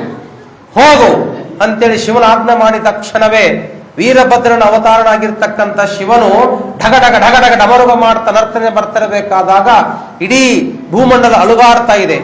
ಶಿವನ ಆಗಮನ ಮಾತ್ರಕ್ಕೆ ಎಲ್ಲಿರ್ತಕ್ಕಂಥ ಜಿಂಕೆಗಳು ಬೆದರಿ ಹೋಗ್ತಾ ಇದ್ದಾವೆ. ಪಶು ಪಕ್ಷಿಗಳು ಗೂಡನ್ನು ಸೇರ್ತಾ ಇದ್ದಾವೆ. ಕಿಂಪುರುಷರ ವೀರಭದ್ರನ ನೇತ್ರವನ್ನು ನೋಡಲಾಗದೆ ಕಣ್ಣು ಮುಚ್ಚಿಕೊಳ್ತಾ ಇದ್ದಾರೆ. ಏನು ಅವನ ಆಗಮನ ಬಿರುಗಾಳಿಗೆ ಸಮ. ದಕ್ಷ ಬ್ರಹ್ಮನ ಯುದ್ಧ ಭೂಮಿಗೆ ಹೊರಹೊತ್ತಿಗಾಗಲೇ ಅಲ್ಲಿರ್ತಕ್ಕಂಥ ಎಲ್ಲ ಶಿವಗಣದಲ್ಲೂ ಕೂಡ ಭಯಭೀತ ಮೂಕ ಮಿಶ್ರಿತರಾಗಿತ್ತಿರಬೇಕಾದಾಗ ಅನೇಕ ಬಾಣಗಳು ಶಂಖ ಹಿಡಿದುಕೊಂಡು ಅನೇಕ ಸೈನ್ಯವನ್ನು ಸಮೇತವಾಗಿ ಬರ್ತಾ ಇದ್ದಾನೆ ವೀರಭದ್ರೇಶ್ವರ. ಹರ ಹರ ಮಹಾದೇವ್, ಹರ ಹರ ಮಹಾದೇವ್, ಹರ ಹರ ಮಹಾದೇವ್ ಅನ್ನೋ ಜಯಂಕಾರಕ್ಕೆ ಅಲ್ಲಿರ್ತಕ್ಕಂಥ ಕಿವಿಗಳು ಅವಿಚಿ ಬೀಳ್ತಾ ಇದ್ದಾವೆ. ಏನು ಅವನ ವಿಸ್ಮಯವಾದ ಸ್ವರನಾದಕ್ಕಲ್ಲಿ ಇರ್ತಕ್ಕಂಥ ಎಲ್ಲರೂ ಮೂಕ ವಿಸ್ಮಿತರಾಗಿ ಬಿದ್ದಿರಬೇಕಾದಾಗ ಕೈಯಲ್ಲಿರ್ತಕ್ಕಂಥ ಖಡ್ಗವನ್ನ ಹೆಚ್ಚಿ ಶಿರವನ್ನ ಛೇದ ಮಾಡ್ತಾ ಇದ್ದಾನೆ. ವೀರಭದ್ರ ನರ್ತನೆಗೆ ಕ್ಷಣ ಮಾತ್ರದಲ್ಲಿ ಇಡೀ ಯುದ್ಧರಂಗ ಭೂಮಿ ರಕ್ತದ ಓಪುಳಿಯಾಗ್ತಾ ಇದೆ. ಹೆಣಗ ರಾಶಿ ತೇಲ್ತಾ ಇದ್ದಾವೆ. ಇದನ್ನು ನೋಡಿರ್ತಕ್ಕಂಥ ದಕ್ಷ ಬ್ರಹ್ಮನಿಗೆ ದಿಗ್ಬೂಢನಾಗಿ ಅಂತ ಇದ್ದಾನೆ, ಅದಾವ ಶಕ್ತಿ ಇದು. ಈಶ್ವರನ ತುಂಡಾಗಿರ್ತಕ್ಕಂಥ ವೀರಭದ್ರೇಶ್ವರನಿಗೆ ಇಡೀ ನನ್ನ ಸಾಮ್ರಾಜ್ಯ ಕುಲವೇ ಅಲ್ಲೋಲ ಕಲ್ಲೋಲವಾಗ್ತಾ ಇದೆಯಲ್ಲ, ತನ್ನ ಇಡೀ ತಪಸ್ಸನ್ನ ನಿರ್ಮಾಣ ಮಾಡಿಕೊಂಡು ಅನೇಕ ರಕ್ಕಸರನ್ನು ಉತ್ಪತ್ತಿ ಮಾಡ್ತಾ ಇದ್ದಾನೆ ದಕ್ಷ ಬ್ರಹ್ಮ. ರಕ್ಕಸರನ್ನು ಉತ್ತರಿಸುವ ಶಕ್ತಿ ಇರತಕ್ಕಂಥ ದಕ್ಷ ಬ್ರಹ್ಮನು ಕೂಡ ಆ ಇಡೀ ಕ್ಷಣ ರಕ್ತದ ಹನಿಯಲ್ಲಿನೇ 1000 ಸೈನ್ಯಕರು ಉಟ್ಕೊಳ್ತಾ ಇದ್ದಾರೆ. ವೀರಭದ್ರನು, ಗಣಾಧರರು ಎಲ್ಲರೂ ಶಿವಗಣ ಒಂದು ಕಡೆಯಾದರೆ ರಕ್ಕಸರು ಒಂದು ಕಡೆಯಿಂದ ಘನಘೋರವಾದ ಯುದ್ಧ ನಡೀತಾ ಇರಬೇಕಾದಾಗ ವೀರಭದ್ರನು ಕೂಡ ಆತನ ಕೈಯಲ್ಲಿರ್ತಕ್ಕಂತಹ ಕತ್ತಿ ಸವೆದು ಚಂಡಾಡಿ ಕತ್ತಿ ಮೊಣಸಾಗ್ತಾ ಇದೆ. ಎಷ್ಟು ಜನನ ಸಂಹರಿಸಿದರೂ ಕೂಡ ರಕ್ಕಸ ಸೈನ್ಯ ಸಾಲುತ್ತಾ ಇಲ್ಲ. ವೀರಭದ್ರನಿಗೂ ಕೂಡ ಸಾಕಾಯ್ತಂತ. ನೋಡು ದಕ್ಷ ಬ್ರಹ್ಮ, ನನ್ನನ್ನು ಶಿವನ ಆಜ್ಞೆಯಾಗಿದೆ, ನಿನ್ನನ್ನು ಸಂಹರಿಸದ ಹೊರತು ನಾನು ಹೋಗ್ಲಿಕ್ಕೆ ಸಾಧ್ಯವಿಲ್ಲ. ಆದರೆ ನಿನ್ನನ್ನು ತಲುಪಿಸಲು ಇರತಕ್ಕಂತಹ ರಕ್ಕಸರನ್ನು ಸಂಹರಿಸಲಿಕ್ಕೆ ನನಗೆ ಬೇಜಾರವಾಯಿತು ಅಂತ ಹೇಳಿ ವೀರಭದ್ರನ ಕ್ಷಣ ಮಾತ್ರ ನಿಲ್ಲುತ್ತಾನಂತ. ಹೇ ಋಷಭೇಂದ್ರ, ಶಿವನ ಆಜ್ಞೆಯಾಗಿದೆ, ನಾನು ದಕ್ಷ ಬ್ರಹ್ಮನ ಸಂಹರಿಸಲಿಕ್ಕೆ ಬರ್ತಾ ಇದ್ದೀನಿ. ಅಡ್ಡ ಬರತಕ್ಕಂಥ ಎಲ್ಲ ಸಂವಾಸನ ಮಾಡಲಿಕ್ಕೆ ಇವರು ಮತ್ತೆ ಉತ್ಪತ್ತಿ ಆಗ್ತಾ ಇದ್ದಾರೆ. ಬಿದ್ದಿರುವ ರಕ್ತವನ್ನು ನೆಲಕ್ಕೆ ಅಪ್ಪಳಿಸಿದ ಕ್ಷಣವೇ ಉತ್ಪತ್ತಿಯಾಗುವ ಈ ಮಾಯಾ ರಕ್ಕಸರನ್ನ ಸಂಹರಿಸಿ ಸಾಕಾಗಿದೆ, ನಾನಾದರೂ ಏನು ಮಾಡಲಿ ಅಂತ ಹೇಳಿ ವೀರಭದ್ರ ಪರಿಪರ್ಯ ಋಷಭೇಂದ್ರನಿಗೆ ಹೇಳ್ತಾ ಇದ್ದಾನೆ. ಋಷಭೇಂದ್ರ ತದೇ ಖಚಿತದಿಂದ ಓಂ ನಮ ಶಿವ ಧ್ಯಾನಾಸಕ್ತನಾಗಿ ಶಿವನ ಪ್ರಾರ್ಥನೆ ಮಾಡ್ತಾ ಇದ್ದಾನೆ. ಹೇ ಪರಮಾತ್ಮ, ಏನಿದು ದಕ್ಷ ಬ್ರಹ್ಮನ ಮಾಯಾ ಯುದ್ಧ, ನಿನಗೆ ಸರಿಸಾಟಿ ಯಾರಿದ್ದಾರೆ? ನೀನೇ ನಿರ್ಮಾಣ ಮಾಡಿದ ವೀರಭದ್ರೇಶ್ವರನಿಂದ ಈ ಸೈನ್ಯ ಸಂಹಾರವಾಗದೆ ಇದ್ದ ಏನು ಮಾಡಬೇಕಂದಾಗ ಆ ಕ್ಷಣದಲ್ಲಿ ವೀರಭದ್ರೇಶ್ವರ ವಿಚಾರ ಮಾಡ್ತಾ ಇದ್ದಾರೆ. ಶಿವ ಮತ್ತು ಶಕ್ತಿಯ ಸಮ್ಮಲನದಿಂದ ಮಾತ್ರ ಯುದ್ಧ ಯಶಸ್ವಿಯಾಗಲಿಕ್ಕೆ ಸಾಧ್ಯ. ಮತ್ತೆ ನನ್ನ ಶಿವನ ಅರ್ಥನೆ ಮಾಡ್ತಾ ತನ್ನ ಎಡಗಣಿನಿಂದ ಬೆವರ ಹನಿಯನ್ನು ಬಿದ್ದಾಕ್ಷಣವೇ ಅಲ್ಲಿ ಆದಿಶಕ್ತಿ ರೂಪ ಉಟ್ಕೊಳ್ತಾ ಇದ್ದಾಳೆ. ಬನಶಂಕರಿ ಅವತಾರವನ್ನು ತಾಳ್ತಾ ಇದ್ದಾಳೆ. 18 ಕೈಗಳು, ಕೈಯಲ್ಲಿ ಘಟಾರಿ, ಕತ್ತಿ, ಶಂಖ, ಬಿಲ್ಲು, ಬತ್ತಳಿಕೆ, ತ್ರಿಶೂಲ ಎಲ್ಲ ಆಯುಧ ಹಿಡಿದುಕೊಂಡಿರ್ತಕ್ಕಂಥ ಆದಿಶಕ್ತಿ ಪರಮಾತ್ಮ ಹೇಳ್ತಾ ಇದ್ದಾಳೆ, ಅಪ್ಪಣೆ ಪರಮಾತ್ಮನೇ, ಏಕೆ ನನ್ನನ್ನು ಹುಟ್ಟಿಸಿದ್ದೀಯಾ? ಎಲ್ಲೋ ದೇವಿಯೇ, ಕಾಳಿ ಸ್ವರೂಪಳೆ, ನಿನ್ನ ಅಣ್ಣನಾಗಿರತಕ್ಕಂಥ ವೀರಭದ್ರ ಯುದ್ಧದ ರಂಗದಲ್ಲಿ ಯುದ್ಧವನ್ನು ಮಾಡಿ ಸಾಕಾಗಿದೆ. ಕಾರಣ ಅವನು ಸಂಹರಿಸಲು ನಿರ್ಧರಿಸಿದ್ದಾಗಲಿಂದ ದಕ್ಷ ಬ್ರಹ್ಮನ ಮಾಯಾ ರಕ್ಕಸರು ಹುಟ್ಟುತ್ತಾ ಇದ್ದಾರೆ. ಅದಕ್ಕಾಗಿ ನೀನು ದಕ್ಷ ಬ್ರಹ್ಮನ ಎಲ್ಲ ರಕ್ಕಸ ಸೈನ್ಯದ ರಕ್ತದ ಹನಿಯನ್ನೂ ಕೂಡ ನೆಲಕ್ಕೆ ಬೀಳದ ಹಾಗೆ ನೋಡಿಕೊಳ್ಳಬೇಕು. ಅಂದಾಗ ಮಾತ್ರ ದಕ್ಷ ಬ್ರಹ್ಮನ ಸಂಹಾರವಾಗ್ತಾ ಇದೆ. ನಿಮ್ಮ ಅಣ್ಣನೊಂದಿಗೆ ಯುದ್ಧಕ್ಕೆ ಸಿದ್ಧನಾಗುವಂತ ಹೇಳಿ ಅಪ್ಪಣೆಯನ್ನು ಮಾಡ್ತಾ ಇದ್ದಾನೆ ಪರಮಾತ್ಮ. ಆದಿಶಕ್ತಿ ಪರಾಂಬೆಯು ಕೂಡ ಸಿಂಹವನ್ನು ವೇಡಿ ಅನೇಕ ಯುದ್ಧವನ್ನು ಶಾಂಭವಿ ಮಾತರೂಪಾಗಿ ಬರ್ತಾ ಇದ್ದಾಳೆ. ವೀರಭದ್ರನ ಶಿವನ ಶಕ್ತಿ, ಶಿವಸ್ವರೂಪಿಯಾಗಿರ್ತಕ್ಕಂಥ ವೀರಭದ್ರ, ಭದ್ರಕಾಳಿ ಅವತಾರವಾಗಿರ್ತಕ್ಕಂಥ ಬನಶಂಕರಿ ದೇವಿ ಅವರಿಬ್ಬರು ಹೇಳ್ತಾ ಇದ್ದಾರೆ, ಯುದ್ಧವನ್ನ ಮಾಡಬೇಕಾದಾಗ ಕತ್ತರಿಸಿದ ಚೆಂಡಿನ ಒಂದು ಹನಿ ತೊಟ್ಟು ರಕ್ತಿಯು ಕೂಡ ಭೂಮಿಗೆ ಬಾರದ ಹಾಗೆ ಭದ್ರಕಾಳಿಯ ರೂಪವಾಗಿ ನಾಲಿಗೆಯನ್ನು ಚಾಚ್ತಾ ಇದ್ದಾಳೆ. ಆ ಭದ್ರಕಾಳಿಯ ರೂಪದಲ್ಲಿ ನಾಲಿಗೆ ಬರತಕ್ಕಂಥ ಎಲ್ಲ ರಕ್ತವನ್ನು ಘಟಕಡನೆ ಕುಡಿತಾ ಇದ್ದಾಳೆ. ಅದೇ ಖಚಿತದಿಂದ ಸಂಹಾರ ಮಾಡತಕ್ಕಂಥ ಸೈನಿಕರೆಲ್ಲರೂ ಕೂಡ ಅಪ್ಪಳಿಸಿ ಆ ಕಾಳಿಯ ನಾಲಿಗೆಗೆ ಸಮರ್ಪಣೆಗೊಂಡಾಗ ಯಶಸ್ವಿಯಾಗಿರ್ತಕ್ಕಂಥ ವೀರಭದ್ರ ನರ್ತನೆ ಮಾಡ್ತಾ ಹೋಗ್ತಾ ಇದ್ದಾನೆ. ಎಲ್ಲವೋ ಬ್ರಹ್ಮ, ದಕ್ಷ ಬ್ರಹ್ಮ ಶಿವನನ್ನು ಪೂಜಿಸ್ತಕ್ಕಂಥ 14 ಲೋಕದಲ್ಲಿ ಯಾರೂ ಕೂಡ ದೋಷದವರು ಇರಬಾರದು. ಕ್ಷಣ ಮಾತ್ರ ಸಾಕು ಅಂತೇಳಿ ಹರಿತವಾಗಿದ್ದ ಖಡ್ಗವನ್ನು ತೆಗೆದುಕೊಂಡು ಕ್ಷಣ ಮಾತ್ರದಲ್ಲಿ ದಕ್ಷ ಬ್ರಹ್ಮನ ಶಿರಚ್ಛೇದವನ್ನು ಮಾಡ್ತಾ ಇದ್ದಾನೆ. ಸಾಂಬದೇವ ಪಾರ್ವತೀಪತಿ ಹರ ಮಹಾದೇವ. ದಕ್ಷ ಬ್ರಹ್ಮನ ಸಂಹಾರವಾಯಿತು. ಕೆಳಗೆ ಬಿದ್ದ ಕ್ಷಣ ಅಷ್ಟೇ ಶಿವನರು ತಪ್ಪಿ ಹೋಗಿದ್ದಾರೆ. ದಿಕ್ಕುಪಾಲವಾಗಿದೆ. ವೀರಭದ್ರ ನರ್ತನೆಯಿಂದ ಯುದ್ಧ ಯಾಗಶಾಲೆಗಳು ಪುಡಿಪುಡಿಯಾಗಿದ್ದಾವೆ. ಇಡೀ ಲೋಕವೆಲ್ಲ ಮಸಣದ ರೀತಿ ನಿರ್ಮಾಣವಾಗಿರಬೇಕಾದಾಗ ಅಲ್ಲಿ ಉಳಿದಿರತಕ್ಕಂಥವರು ಶಿವಧ್ಯಾನವನ್ನ ಮಾಡ್ತಾ ಇದ್ದಾರೆ. ಶಿವ ಸಾಂಬದೇ ನಮಃ ಪಾರ್ವತಿ ಯಕ್ಷ ಗಂಧರ್ವ ಘುಷಕ ಬಲ ಸಹಾಯದಿಂದ ಪಕ್ಷಪಾತು ವಹಿಸಿ ಕಣಿಸಿನ ದಕ್ಷಿಣನು ಕಲಿ ಅಕ್ಷಣೀ ಸಹಿತ ಶತಮತಿ ಜನದಿಂದ ಬರುತ್ತಿರಲಿ ಅಕ್ಷಣಂ ಬಲವೀರ ಭದ್ರಕರವಾಗಿ ಬೆರೆದು ದುರದೀರಲಿ ಸಂಬಲೇನ ಭರದೆ ಶಿವರ ವೀರಭದ್ರನ ಅವತಾರವನ್ನು ತಾಳಿರ್ತಕ್ಕಂತಹ ಶಿವನ ಆಜ್ಞೆಯಂತೆ ದಕ್ಷ ಬ್ರಹ್ಮ ಶಿರಚ್ಛೇದವನ್ನು ಮಾಡಿದ ಕ್ಷಣ ಆ ಶಿರ ಹೋಗಿ ನದಿಯಲ್ಲಿ ಬೀಳ್ತಾ ಇದೆ. ರುಂಡ ಒಂದು ಕಡೆ, ಮುಂಡ ಯುದ್ಧರಂಗ ಭೂಮಿಯಲ್ಲಿ ನೆತ್ತರದಿಂದ ಕೆಳಗೆ ಬಿದ್ದಿದೆ.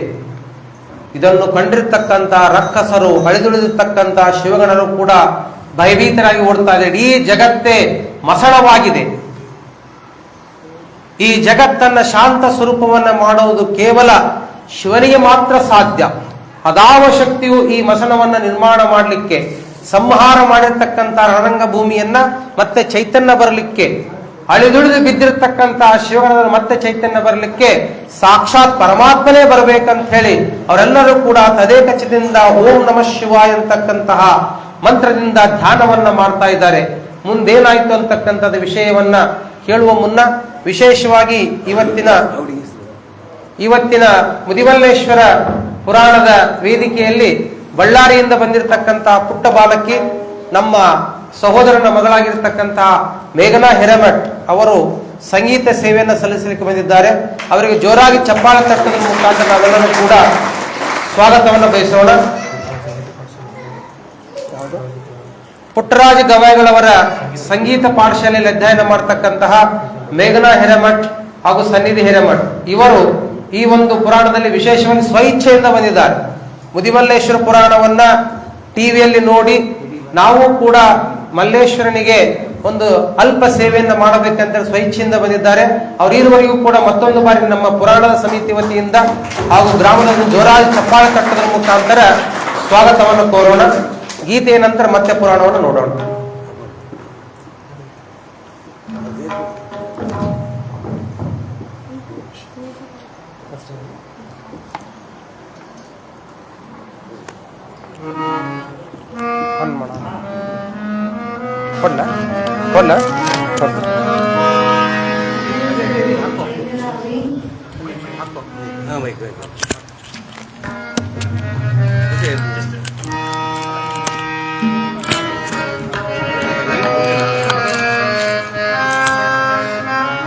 ನನ್ನ ಹೆಸರು ಮೇಘನಾವಿ. ನಾನು ದೊಡ್ಡಬಸಪ್ಪ ಗವಾಯಿ ಡಿ ಕಗ್ಗಲ್ ಅವರ ಬಳಿ ಸಂಗೀತ ಅಭ್ಯಾಸ ಮಾಡುತ್ತಿದ್ದೇನೆ.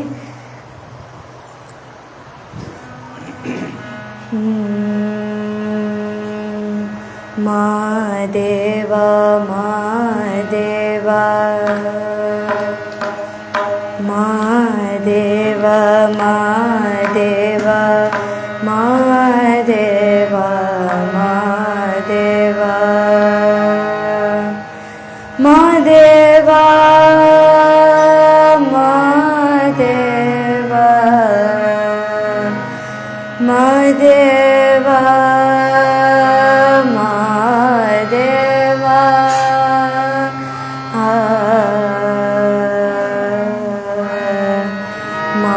ಮಾದೇವ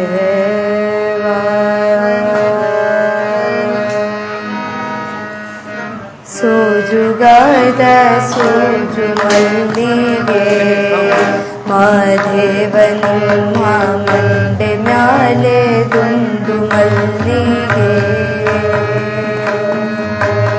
ಸೋಜುಗಾದ ಸೋಜು ಮಲ್ಲಿಗೆ ಮಾದೇವ ನಿಮ್ಮ ಮಂಡೆ ಮ್ಯಾಲೆ ದುಂಡು ಮಲ್ಲಿಗೆ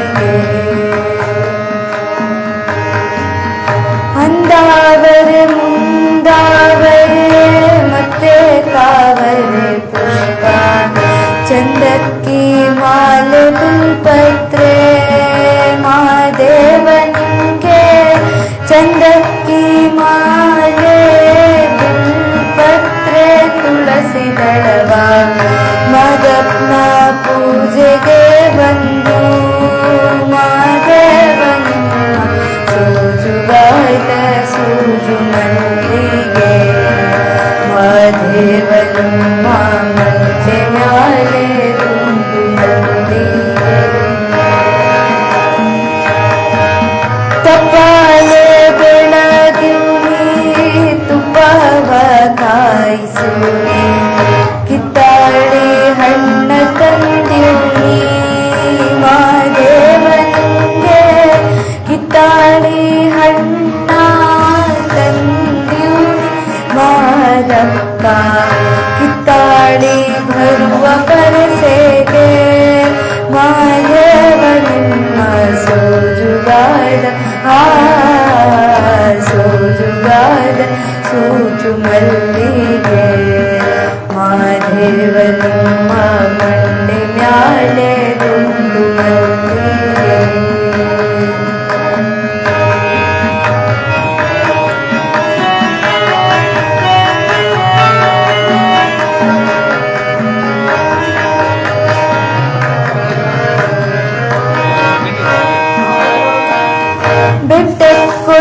ಬೆಟ್ಟಕ್ಕೊಂಡೋಗೋಗೆ ಹಟ್ಟಿ ಹಂಬಲ ವ್ಯಾಕ ಬೆಟ್ಟದ ಮಾದೇವ ಗತಿಯೆಂದು ಮಾದೇವ ನೀವೇ ಮಾದೇವ ನೀವೇ ಮಾದೇವ ನೀವೇ ಮಾದೇವ ನೀವೇ ಬೆಟ್ಟಕ್ಕೊಂಡೋಗೋಗೆ ಹಟ್ಟಿ ಹಂಬಲ ವ್ಯಾಕ ಬೆಟ್ಟದ ಮಾದೇವ ಗತಿಯೆಂದು ಮಾದೇವ ನಿಮ್ಮ ಸೋಜುಗಾದ ಸೋಜುಗಾದ ಸೂಜು ಮಂದಿಗೆ ಮಾದೇವ ನಿಮ್ಮ ಮಂಡೆ ಮ್ಯಾಲೆ ದುಂಡು ಮಲ್ಲಿಗೆ ಮಾದೇವ ನಿಮ್ಮ ಮಂಡೆ ಮ್ಯಾಲೆ ದುಂಡು ಮಲ್ಲಿಗೆ ಮಾದೇವ ನಿಮ್ಮ ಮಂಡೆ ಮ್ಯಾಲೆ ದುಂಡು ಮಲ್ಲಿಗೆ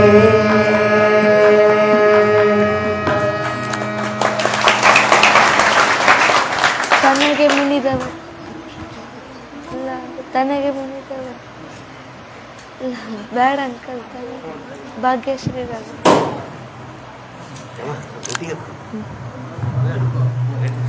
ತನಗೆ ಮುನಿದವರಿಗೆ ತಾ ಮುನಿಯಲೇ ಕೈಯ ತನಗೆ ಮುನಿದವರಿಗೆ ತಾ ಮುನಿಯಲೇ ಕೈಯ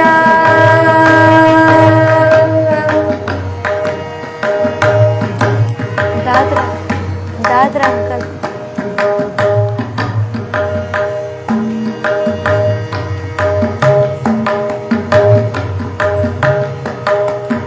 ತನಗೆ ಮುನಿದವರಿಗೆ ತಾ ಮುನಿಯಲೇ ಕೈಯ ತನಗೆ ಮುನಿದವರಿಗೆ ತಾ ಮುನಿಯಲೇ ಕೈಯ ತನಗಾದ ಆದೇನು ಅವರಿಗಾದ ಚೇಗೇನು ತನಗಾದ ಆದೇನು ಅವರಿಗಾದ ಚೇಗೇನು ತನಗೆ ಮುನಿದವರಿಗೆ ತಾ ಮುನಿಯಲೇ ಕೈಯ ತನುವಿನ ಪಾಪ ತನ್ನ ಹಿರಿಯತನದ ಕೇಳೋ ತನುವಿನ ಕೋಪ ತನ್ನ ಹಿರಿಯತನದ ಕೇಳೋ ಮನದ ಕೋಪ ತನ್ನ ಮನದ ಕೋಪ ತನ್ನ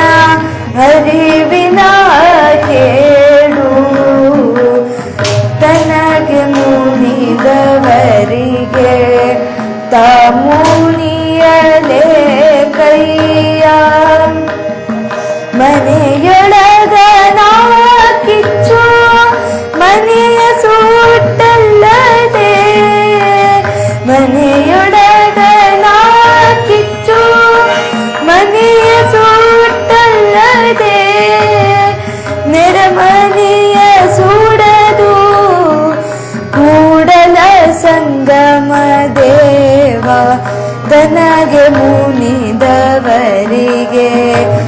ಮುನಿಯಲೇ ಕೈಯ ತನಗೆ ಮುನಿದವರಿಗೆ ತನಗೆ ಮುನಿದವರಿಗೆ ತನಗೆ ಮುನಿದವರಿಗೆ ಮುನಿಯಲೇ ಕೈಯ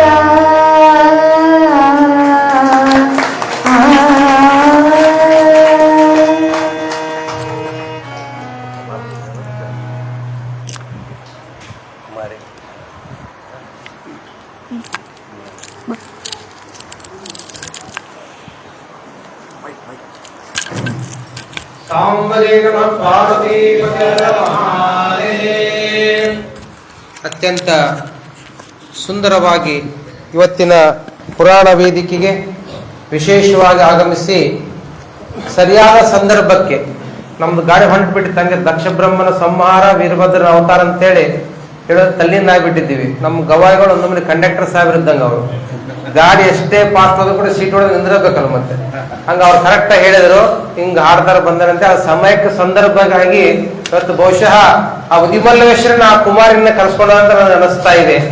ಯಾವ ರೀತಿ ಆ ದಕ್ಷ ಬ್ರಹ್ಮ ಯಜ್ಞವನ್ನ ಸಂಹಾರ ಆದ ನಂತರ ಅಲ್ಲಿರ್ತಕ್ಕಂತ ಶಿವನ ಪ್ರಾರ್ಥನೆ ಮಾಡಿದ್ರು. ಹಾಗೆ ಅದೇ ಸಮಯಕ್ಕೆ ಸಂದರ್ಭಕ್ಕೆ ಹಾಗೆ ಸೋಜಿಗಾಲ ದುಂಡು ಮಲ್ಲಿಗೆ ಮಲ್ಲಿಕಾರ್ಜುನನ ಗೀತೆಯನ್ನ ಪ್ರಸ್ತುತಪಡಿಸಿರ್ತಕ್ಕಂಥ ಮೇಘನಾ ಹಿರೇಮಠ ಅವರಿಗೆ ಜೋರಾದ ಚಪ್ಪಾಳೆ ತಟ್ಟಿ ಅವರಿಗೆ ಅಭಿನಂದನೆ ಸಲ್ಲಿಸೋಣ. ಮಕ್ಕಳು ದೇವರಿಗೆ ಸಮ. ಅವರು ಬಂದಿರತಕ್ಕಂಥ ತೊದಲುಡಿ ಎಲ್ಲ ಗಾಯನವು ಕೂಡ ಸಾಕ್ಷಾತ್ ಸರಸ್ವತಿಯ ಕಂಠದಿಂದ ಬಂದಿದಂತೆ ನಾವೆಲ್ಲರೂ ಕೂಡ ಭಾವಿಸೋಣ. ಯಾವ ವೀರಭದ್ರ ಮತ್ತು ಕಾಳಿ ಮಾತೆ ಬನಶಂಕರಿ ದೇವಿ ಅವರಿಬ್ಬರಿಂದ ದಕ್ಷ ಬ್ರಹ್ಮನ ಶಿರ ಹೋಗಿ ನದಿಯಲ್ಲಿ ಬೀಳ್ತಾ ಇದೆ. ರುಂಡ ಒಂದು ಕಡೆ ಮುಂಡ ಒಂದು ಕಡೆ ಆಗಿ ಬಿದ್ದಾಗ ರಕ್ತ ಚಲ್ಲಾಪಿಲ್ಲಿ ಆಗ್ತಾ ಇದೆ. ಕರುಣೆ ಎಲ್ಲರಿಗೂ ಒಂದೇ. ಅಳಿದಿರತಕ್ಕಂಥ ಶಿವನ ಧ್ಯಾನ ಮಾಡ್ತಾ ಇದ್ದಾರೆ. ಇನ್ನು ದಕ್ಷ ಬ್ರಹ್ಮನ ಸಂಹಾರ ಮಾಡಿರ್ತಕ್ಕಂತಹ ವೀರಭದ್ರರು ಹೋಗಿ ಹೇಳಿಬಿಟ್ರು, ನಿನ್ನ ಆಜ್ಞೆಯನ್ನು ಪರಿಪಾಲನೆ ಮಾಡಿವಂತ ಹೇಳಿದ ಆ ಕ್ಷಣ ಇಡೀ ಯಜ್ಞ ಶಾಲೆಯೆಲ್ಲ ಮಸಣವಾದ ರೀತಿಯಾಗಿ ಇರಬೇಕಾದಾಗ ಮತ್ತೊಂದು ಸಲ ಶಾಂತ ಚಿತ್ತನಾಗಿ ಶಿವ ಬರ್ತಾ ಇದ್ದಾನೆ. ಬಂದು ನೋಡಿದ ಎಲ್ಲ ಸಿಟ್ಟು ಕಡಿಯಾಗಿತ್ತು. ಸಿಟ್ಟಿನ ಕೈಯಾಗಿ ಬುದ್ಧಿ ಕೊಟ್ರ ಒಂದು ಕ್ಷಣ ಸಾಕು ಸರ್ವನಾಶ ಆಗ್ಲಿಕ್ಕೆ. ನಕ್ಕಂತ ಎಲ್ಲೋ ದಕ್ಷ ಬ್ರಹ್ಮ ಕೇವಲ ನನ್ನ ಬೆವರ ಹನಿಯಿಂದ ಉತ್ಪತ್ತಿಯಾದ ಕಾಳಿ ಮಾತೆಯನ್ನ ನನ್ನ ಕೂದಲಿಂದ ಉತ್ಪತ್ತಿಯಾಗಿರ್ತಕ್ಕಂಥ ವೀರಭದ್ರನನ್ನ ಇಬ್ಬರನ್ನ ಕಳಿಸಿದ್ದಕ್ಕಾಗಿ ಇಡೀ ನಿನ್ನ ಸಾಮ್ರಾಜ್ಯವೇ ಭಸ್ಮವಾಗಿ ಬಿಟ್ಟಿದೆ. ಬ್ರಹ್ಮ ಅಹಂನಿಂದ ಕೆಟ್ಟವನ್ನ ಹಾಗೆ ಕೆಳಗೆ ಹೆಣವಾಗಿ ಬಿದ್ದಿಯಲೋ ಅಂತ ಹೇಳಿ ಮಾವನಾಗಿದ್ದರೂ ಕೂಡ ಜಗಳವಾಡಬಾರದಂತ ಹೇಳಿನೇ ಹೆಂಡತಿಯನ್ನು ಕಳಿಸಿದ್ದ. ಆದ್ರೂ ವಿಧಿಯಾಟ ನಿನ್ನ ತೆಗೆದುಕೊಂಡು ಬಿಡ್ತು. ತನ್ನ ಅರ್ಧಾಂಗಿಯಾಗಿರ್ತಕ್ಕಂಥ ಸತಿದೇವಿ ಅವಳ ಮನಸ್ಸು ಎಷ್ಟು ನೋಯಿಸಿರಬಾರದು, ಅವಳ ಮನಸ್ಸಿಗೆ ಎಷ್ಟು ಘಾತವಾಗಿರ್ಲಿಕ್ಕಿಲ್ಲ. ಸ್ವತಃ ತಾನೇ ಅಗ್ನಿಗೆ ಆಹುತಿಯಾಗಿದ್ದಾಳೆ ಅಂತಂದ್ರೆ ನಿನ್ನಲ್ಲಿ ಅಹಂಕಾರ ಎಷ್ಟು ಅಡಗಿರಬಹುದು ಅಂತ ಹೇಳಿ ಒಂದು ಕ್ಷಣ ದುಃಖ ತಪ್ತನಾಗಿ ಕಲಿಬಿಲಿಯಾದ ಮನಸ್ಸಿನಿಂದ ಶಿವನಿಗೂ ಅನಿಸ್ತಂತ. ಏನಿದು ಅಲ್ಲೋಲ ಕೊಲ್ಲೋಲ ಯುದ್ಧ ಅಂದಾಗ ಬ್ರಹ್ಮದೇವನ ಹೆಂಡತಿ ಪ್ರಸೂತಿ ಇದ್ದಳು. ಪ್ರಸೂತಿ ಹರಹರ ಮಹಾದೇವ ಅಂತ ಹೇಳಿ ಆ ಪ್ರಸೂತಿ ದೇವಿ ಗೊತ್ತಿತ್ತು. ದ್ರಾಕ್ಷಾಯಿಣಿ ಸಾಮಾನ್ಯ ಮನುಷ್ಯಳಲ್ಲ, 14ನೇ ಮಗಳಕಿ, ಶಿವನ ಅರ್ಧಾಂಗಿಯಾಗಿದ್ದಾಳೆ. ತನ್ನ ಗಂಡನಿಗೆ ಎಷ್ಟು ಪರಿಪರ ಹೇಳಿದ್ರು ಕೇಳಲೇ ಇಲ್ಲ. ಸನ್ನೆ ಮಾಡಿದಳು. ಮಗಳನ್ನ ಆಹ್ವಾನಿಸಿದಾಗಲೂ ಕೂಡ ಧಿಕ್ಕರಿಸಿದ. ಹೆಂಡತಿಗೆ ಮಗಳನ್ನ ಮಾತನಾಡಿಸಬೇಡಂತ ಆಜ್ಞೆ ಇಟ್ಟ. ಅಷ್ಟೇ ಅಲ್ಲ, ಶಿವನನ್ನ ದೋಷಿಸಿದ. ಸತಿದೇವಿ ಹೇಳಿದ್ಲು, ಶಿವನನ್ನ ಬೇಯ್ಬೇಡಪ್ಪ ಬೇಯ್ಬೇಡಮ್ಮ ಅಂತ ಹೇಳಿ. ಆದರೂ ಕೂಡ ಹೆಂಡದ ಮನಸ್ಸು ಬಹಳ ವಿಶಾಲವಾದದ್ದು. ಪ್ರಸೂತಿ ದೇವಿ ಶರಗೊಟ್ಟಿ ಬೇಡ್ತಾಳ, ಹೇ ಪರಮಾತ್ಮ, ಸಕಲ ಜೀವಾತ್ಮನ ಸೃಷ್ಟಿಕರ್ತನಾಗಿರ್ತಕ್ಕಂಥವನು ನೀನು. ನನ್ನ ಮಾಂಗಲ್ಯ ಭಾಗ್ಯ ಹೋಗಿದೆ, ಇದು ನನಗೆ ದುಃಖವನ್ನ ತಂದಿದೆ. ಎಂಥವನೇ ಆಗಿರಲಿ, ಅದು ತಪ್ಪೇ ಆಗಿದ್ರೂ ಕೂಡ ನೀನು ಮನಸ್ಸು ಮಾಡಿದರೆ ನನ್ನ ದಕ್ಷ ಬ್ರಹ್ಮನನ್ನ ಪುನಃ ಬದುಕಿಸುವ ಶಕ್ತಿ ನಿನಗಿದೆಯಪ್ಪ ಅಂತ ಹೇಳಿ ತಾನು ಸಾಷ್ಟಾಂಗ ನಮಸ್ಕಾರವನ್ನ ಮಾಡಿದಾಗ ಕರುಣಾಮಯಿ ಶಿವನಿಗೆ ಮನಸ್ಸು ಕರಗಿ ಬಿಡುತ್ತಾನೆ. ಭಕ್ತವತ್ಸಲ, ಯಾರು ಭಕ್ತಿಯಿಂದ ಪರಿಪರಿ ಕೇಳಿದರೂ ಕೂಡ ವರವನ್ನ ಕೊಡತಕ್ಕಂಥ ಶಿವ, ಹೆಂಡತಿಯ ತಾಯಿ, ಗಂಡ ಅಹಮ್ಮನಿಂದ ಸತ್ತ. ಆದರೂ ಆಕೆ ಹೇಳ್ತಾ ಇದ್ದಾನೆ, ನಾನಿರುವಾಗಲೂ ಕೂಡ ಮುತ್ತೈದೆಯಾಗಿರ್ತಕ್ಕಂಥ ನಿನ್ನನ್ನು ಅಳಿಸ್ಲಿಕ್ಕೆ ಸಾಧ್ಯವಿಲ್ಲ. ಆದ್ರೆ ಏನ್ ಮಾಡ್ತಿ, ವೀರಭದ್ರನ ಸಿಟ್ಟಿಗೆ ನಿನ್ನ ಗಂಡನ ರುಂಡ ಹೋಗ್ಬಿಟ್ಟಿದೆ. ಯಾವುದೋ ಸಾಗರದಲ್ಲಿ ತೇಲಾಡ್ತಾ ಇದೆ, ಅದು ಮತ್ತೆ ಕೆಲಸಕ್ಕೆ ಬರೋದಲ್ಲ. ಒಮ್ಮೆ ಶಿರ ಹೋದ ಮೇಲೆ ಮುಗಿದೋಯ್ತು ಅಂದಾಗ ಹೇಳ್ತಾರ, ಹೆಂಗಾರ ಮಾಡಿ ಬದುಕಿಸ್ಬೇಕಂತೇಳಿ ಪ್ರಸೂತಿ ದೇವಿ ಕೇಳಿದಾಗ ಅಲ್ಲಿಯೇ ಇರ್ತಕ್ಕಂಥ ಮೇಕೆಯ ಶಿರವನ್ನ ಬಲಿ ಕೊಡ್ತಾ ಇದ್ರಂತ.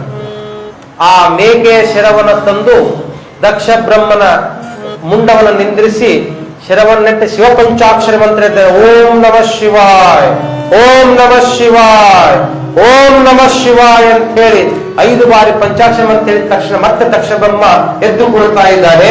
ಆದರೆ ಮುಂಡ ಮನುಷ್ಯರಾಗಿದೆ, ರುಂಡ ಮೇಕೆಯದಾಗಿರ್ತ.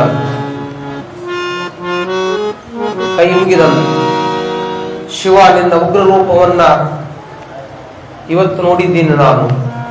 ಅಳಿದುಳಿರ್ತಕ್ಕಂಥ ಎಲ್ಲ ರಕ್ಕಸರು ಕೂಡ ನಿಮ್ಮವರೇ, ರಾಕ್ಷಸರನ್ನು ಬೇರೆ ಹೊರಗೆ ಬಂದವರಲ್ಲ. ಮನುಷ್ಯನ ಮಧ್ಯೆ ಅಭಿಪ್ರಾಯ ಇತ್ತು ಒಳ್ಳೆಯದು, ಅಭಿಪ್ರಾಯ ಕೆಟ್ಟು ರಾಕ್ಷಸರಾತ. ಹಾಗೆ ಇಲ್ಲಿರ್ತಕ್ಕಂಥ ಎಲ್ಲವನ್ನೂ ಕೂಡ ಬದುಕಿಸಬೇಕಪ್ಪ ಕರುಣಾಮಯಿ ಶಿವನೀನು ಅಂದಾಗ ತನ್ನ ಮೈಮೇಲಿರ್ತಕ್ಕಂತಹ ಜಡೆಯನ್ನ ಒಂದು ಬಾರಿ ತಿರುಗಿಸಿಕೊಂಡು ತನ್ನ ಹಣೆಯಲ್ಲಿರ್ತಕ್ಕಂಥ ಭಸ್ಮವನ್ನು ತೆಗೆದುಕೊಂಡು ಅಲ್ಲಿಯೇ ಬಿದ್ದಿರ್ತಕ್ಕಂತಹ ದ್ರಾಕ್ಷಾಯಣಿಯ ಭಸ್ಮವನ್ನು ತೆಗೆದು ಉಫ್ ಅಂತ ಓಂಕಾರ ಓದಿ ಬಿಟ್ರ ಎಲ್ಲಾ ರಕ್ಕಸರು ಎದ್ದು ಕುಂತ್ಬಿಟ್ಟಿದ್ರಂತ. ಮತ್ತೆ ದೇವಾರ ದೇವತೆಗಳು ಹರ ಹರ ಮಹಾದೇವ. ಆದ್ರೆ ಕೇಳಿದ್ರ ಎಲ್ಲಾ ರಾಕ್ಷಸರು ಸತ್ತು ಹೋಗಿರತಕ್ಕಂತಹ ದಕ್ಷ ಬ್ರಹ್ಮನನ್ನ ಬದುಕಿಸಿ ಬಿಟ್ಟಿ. ಕಾರಣ ಪ್ರಸೂತಿ ದೇವಿ ಬಂದು ಕೇಳಿದ್ದು, ಅಳಿದುಳಿದ ಶಿವಗಣಂದರು ರಕ್ಕಸರನ್ನೆಲ್ಲ ಬದುಕಿಸಿ ಬಿಟ್ಟಿ, ನಿನ್ನ ಭಸ್ಮದ ಮಹಿಮೆಯಿಂದ ಬದುಕಿ ಬಿಟ್ರಲ್ಲರು, ಹಾಗೆ ದ್ರಾಕ್ಷಾಯಣಿಯನ್ನು ಬದುಕಿಸಬಹುದಲ್ಲ ಅಂತ ಕೇಳಿದಾಗ ಶಿವ ಅಂತನಂತ ಆಕೆ ಪತಿಯಾಜ್ಞೆಯನ್ನ ಮೀರಿ ಹೋಗಿದ್ದಾಳೆ. ಲೋಕದಲ್ಲಿ ತಿಳಿಯತಕ್ಕಂತ ವಿಷಯ ಏನು ಅಂತಂದ್ರೆ, ಅದಾವುದೇ ಸಮಯ ಇದ್ದರೂ ಕೂಡ ಪತಿಯಾಜ್ಞೆಯನ್ನು ಮೀರಬಾರದಾಗಿತ್ತು. ಆಕೆಯು ಆದಿಶಕ್ತಿ ಪರಾದೇವಿಯಾಗಿದ್ದಾಳೆ. ಆಕೆ ಈ ಜನ್ಮಕ್ಕೆ ಇಷ್ಟೇ ಸಾಕು, ಮುಂದೊಂದು ದಿವಸ ಬ್ರಹ್ಮರಾಂಬ ರೂಪವಾಗಿ ತಾಳಿ ಮತ್ತೆ ಅನೇಕ ವರ್ಷಗಳ ಕಾಲ ತಪಸ್ಸನ್ನ ಮಾಡಿ ಪಾರ್ವತಿ ರೂಪಿಯಾಗಿ ನನ್ನನ್ನು ಒಲಿಸಿಕೊಳ್ಳುವ ಶಕ್ತಿ ಆಕೆಗಿದೆ. ಕಾರಣ ಆಕೆ ಸ್ವಯಂಭು ಪ್ರಕಾಶಳು. ಆದರೆ ಆಕೆ ಪತಿಯಾಜ್ಞೆ ದಾಟಬಾರದಾಗಿತ್ತು ಅಂತಕ್ಕಂಥ ವಿಚಾರವನ್ನು ಹೇಳಿದಾಗ ನಂತರ ಆಕೆಯೇ ಆ ಪಾರ್ವತಿ ದೇವಿಯ ಸ್ವರೂಪವನ್ನು ತಾಳಿ ಮತ್ತೊಂದು ಬಾರಿ ಜನಿತವಾಗ್ತಾ ಇದ್ದಾಳೆ. ಭ್ರಮರಾಂಬ ರೂಪವನ್ನು ತಾಳ್ತಾ ಇದ್ದಾಳೆ. ಶ್ರೀಶೈಲ ಮಲ್ಲಿಕಾರ್ಜುನ ಮಡದಿಯಾಗಿರ್ತಕ್ಕಂಥ ಭ್ರಮರಾಂಬ ರೂಪವನ್ನು ತಾಳಿ ಮತ್ತೊಂದು ಕಲಿಯುಗದಲ್ಲಿ ಮೋಕ್ಷಾಪುರಿಯಲ್ಲಿ ಈ ಮೋಕ ಅಂತಕ್ಕಂಥ ಕ್ಷೇತ್ರದಲ್ಲಿ ಆಕೆ ಸೋಮದತ್ತ ಅಂತಕ್ಕಂಥ ಮೇನಕೆ ಅಂತಕ್ಕಂಥ ದಂಪತಿಗಳಿಗೆ ಹುಟ್ಟಿ ಮೋಕ್ಷಾಂಬಿಕಾ ದೇವಿಯಾಗಿ ಇಲ್ಲಿ ಅವತರಿಸ್ತಾಳೆ ಅಂತಕ್ಕಂಥ ಮಾತನ್ನ ಆಶೀರ್ವಾದ ಮಾಡೋದಕ್ಕೆ ಸಂಧಿ ಮುಗಿತಾ ಇದೆ. ಶಿವಸಾಂಬದೇವ ಪಾರ್ವತೀಪತಿ ಹರ ಮಹಾದೇವ.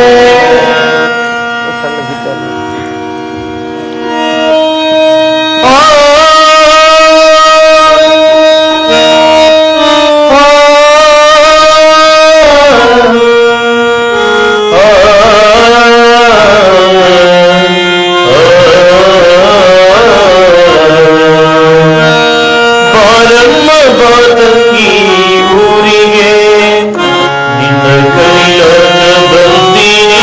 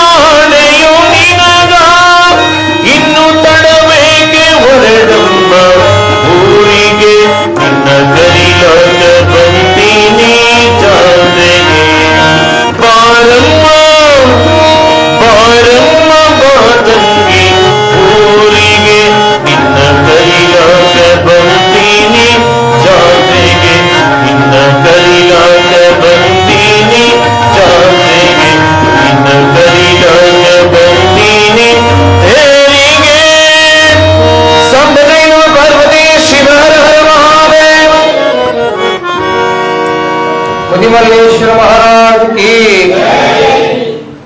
ಮುದಿಮಲ್ಲೇಶ್ವರ ಪುರಾಣದಲ್ಲಿ ಕವಿ ಬಹಳ ಸುಂದರವಾಗಿ ಪದಪುಂಜಗಳನ್ನು ವರ್ಣಿಸಿದ್ದಾರೆ. ಎಲ್ಲ ಪದಪುಂಜಗಳನ್ನು ಸಶಕ್ತವಾಗಿ ಹೇಳಲಿಕ್ಕೆ ಸಾಧ್ಯವಾಗದೇ ಇದ್ರೂ ಕೂಡ ಈ ಎಲ್ಲ ಪುರಾಣದ ಕಥೆಯಲ್ಲಿ ಇರುವ ಸಂಕೇತನ ಅಳವಡಿಸಿಕೊಳ್ಳಬೇಕು. ವೀರಭದ್ರ ಅವತಾರ ತಾಳಿದ ಶಿವನಿಗೆ ರೂಪ ಅಂತ ಹೇಳಿ ಕೆಲವರಿಗೆ ಅತಿಶಯೋಕ್ತಿ ಆಗ್ಬಹುದು. ಹೆಂಗೆ ವೀರಭದ್ರ ಹುಟ್ಟಿದ ಅಂತ ಕೆಲವು ಮಂದಿ ಇರ್ತದೆ, ಕೆಲವರು ಎಲ್ಲೂ ಇಲ್ಲ, ಎಲ್ಲ ನಮ್ಮಲ್ಲೇ ಇರ್ತದ. ಇದರಿಂದ ಲೌಕಿಕವಾಗಿ ನಾವು ಚಿಂತನೆ ಏನ್ ಮಾಡ್ಬೇಕಪ್ಪ ಅಂತಂದ್ರೆ, ಗಂಡ ಹೆಂಡ್ರ ಯಾವಾಗ್ಲೂ ಕೂಡ ಸಿಟ್ಟಿನ ಕೈ ಬುದ್ಧಿ ಕೊಡಬಾರದು.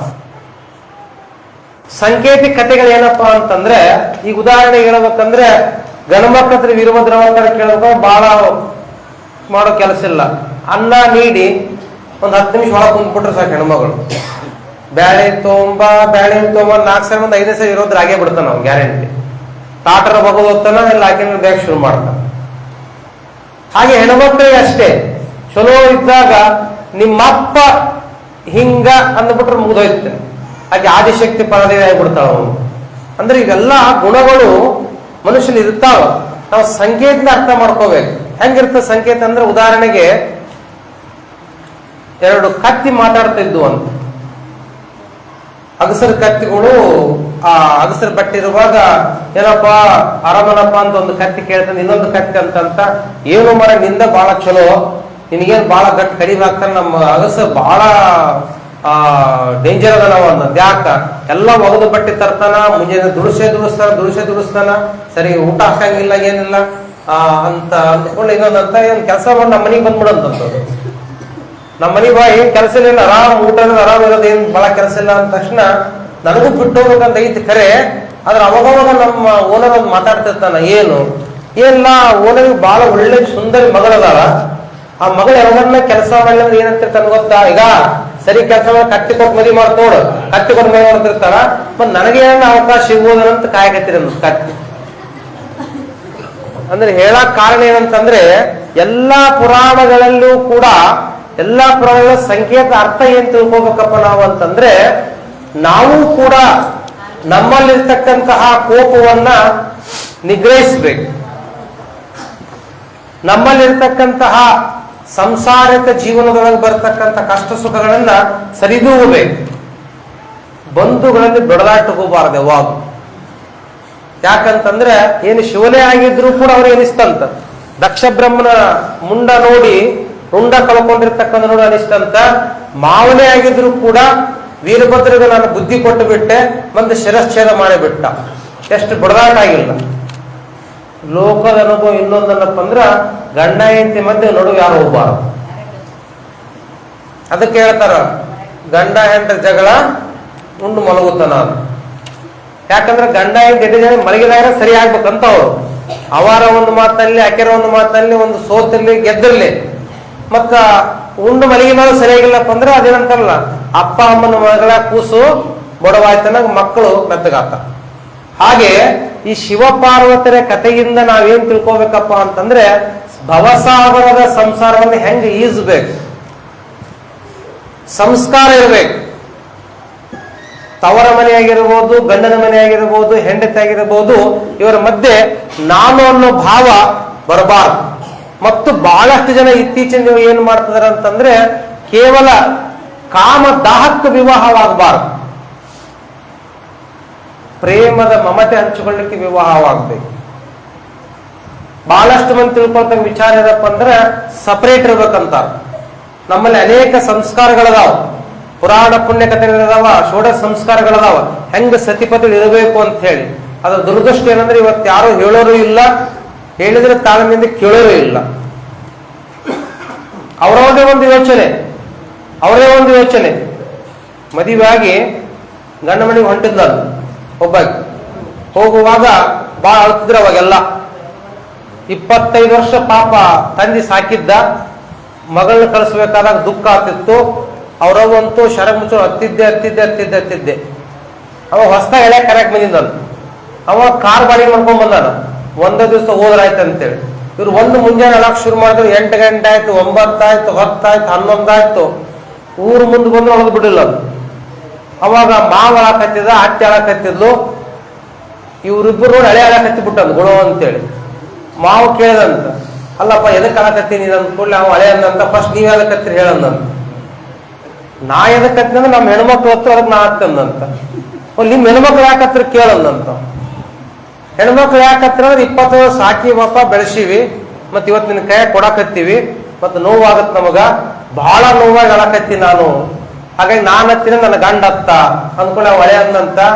25 ಸಾಕ್ಷಿಕೆ ನಿಮ್ಗೆ ಇಷ್ಟು ಅಳಸಾಕತ್ತಾಳ, ಮುಂದ್ 70 ನಾನು ಸಾಕ್ಬೇಕು, ನನ್ನ ಹಣೆ ಬರ ಹೆಂಗ ನೆನಸು ನಾ ಅಳಕತ್ತಿ ನನ್ನ. ಅಂದ್ರೆ ಸಂಸಾರದ ಭಯದಲ್ಲಿ ನಾವೆಲ್ಲ ಏನ್ ಮಾಡಕತ್ತೀವಿ ಅಂತಂದ್ರೆ ಆಳ್ಬೇಕಂದ ಹೊಂಟಿವಿ, ಆಳ್ಬಾರ್ದು. ಯಾವಾಗ್ಲೂ ಕೂಡ ಸತಿಪತಿಗಳ ಮಧ್ಯೆ ಯಾವಾಗ್ಲೂ ಸಮಾನತೆ ಇರಬೇಕು. ಮದುವೆ ಆಗುವಾಗ ಎಲ್ಲರೂ 63 ಆಗಿರ್ತಾರ. 6 ಮಗ್ಗಿ 3 ಬಗ್ಗೆ ಬರೋದು ನೋಡ್ರಿ ನೀವು. 6 ಮುಂದೆ 3 ಬರೀರಿ. 6 ಗಂಡ, 3 ಹೆಂಡತಿ. ವರ್ಷ 2 ವರ್ಷ 3 ಏನಾದ್ರು ಗೊತ್ತಾ, 63 ಉಲ್ಟಾಯೇ 36 ಆಗ್ಬಿಡ್ತಾವ. 36 ಆಗಿ ಬಿಡಬಾರ್ದು. 36 ಆಗಿ ಬಿಡಬಾರ್ದು ಅಂದ್ರೆ 6 ಮುಂದನೆ 3 ಇರ್ಬೇಕು ಯಾವಾಗ್ಲು. ಇಲ್ಲ ನಾವು ಹೊಂಟವ ತವ್ರ ಮನೆ ಹೋಗ್ತ ಮತ್ತೆ 6 ಹೋಯ್ತನಕೋ ಅದು 63 ಆಗತ್ತೆ. ನಮ್ಮ 3ಕ್ಕ 6 ಮುಂದಿದ್ರೆ ಬೆಲೆ ಹೊರತು 6 ಹಿಂದಿದ್ರೆ ಬೆಲೆ ಅಲ್ಲ. ವಿಚಾರ ಅರ್ಥ ಆಯ್ತು ಹೇಳೋದು. ಈ ಕಡೆ ಹಿಂದಿದ್ರೆ 36 ಆಗುತ್ತೆ, ಅದು 63 ಮಾಡಬೇಕು ಯಾವಾಗ. ಹಾಗೇನೆ ಎಲ್ಲರೂ ಕೂಡ ಎಲ್ಲ ಮಹನೀಯರ ಉದ್ದೇಶ ಏನು ಅಂತಂದ್ರೆ ಈ ಪುರಾಣ ಪುಣ್ಯ ಕಥೆಗಳನ್ನ ಕೇಳಿ ಮುಂದೆ ಬರ್ತದ. ಅದರಲ್ಲಿ ಯಜ್ಞಗಳ ಮುಂದೆ ವರ್ಣನೆ ಬಹಳ ಇದೆ. ಎಷ್ಟೇ ವರ್ಣನೆ ಇದ್ರೂ ಕೂಡ ಕೇಳಿರ್ತಕ್ಕಂಥವರು ನಾವುಗಳು ಅಲ್ಲಿರ್ತಕ್ಕಂತಹ ಸ್ವಾರಸ್ಯವನ್ನು ತಿಳಿದುಕೊಂಡು ಅಳವಡಿಸಿಕೊಂಡಾಗ ಮಾತ್ರ ಇಂತಹ ಪುಣ್ಯಕಥೆಗಳು ಸಾರ್ಥಕವಾಗ್ತದೆ ಅಂತಕ್ಕಂಥ ಮಾತನ್ನ ಹೇಳ್ತಾ ಇಲ್ಲಿವರೆಗೆ ಈ ಪುರಾಣಕ್ಕೆ ತಮ್ಮೆಲ್ಲರಿಗೂ ಕೂಡ ಮುದಿಮಲ್ಲೇಶ್ವರ ಆಯುರ ಆರೋಗ್ಯ ಐಶ್ವರ್ಯ ಸಕಲ ಸೌಭಾಗ್ಯ ಕೊಟ್ಟು ಕಾಪಾಡಲಿ ಅಂತ ಹೇಳ್ತಾ ಇದೀಗ ಮುಂದಿನ ಕಾರ್ಯಕ್ರಮವನ್ನ ನಮ್ಮ ವಿರೂಪಾಕ್ಷ ಗೌಡ ನೆರವೇರಿಸಕ್ಕೆ ಕೇಳ್ಕೊಳ್ತಾ ಇದ್ದೀನಿ. ಸಾಂಬದೇ ನಮ ಪಾರ್ವತಿ ಪತಿಯರ ಮಹಾದೇವ್. ಹಾಡ್ತೇನೆ ಪ್ರಸಾದ ಪಟ್ಟಿಲ್ಲ ಹಾಡತ್ತ ಅಲ್ಲ ಬರಿತ ನಾನು ಮರಸರು ಬರ ನಾನು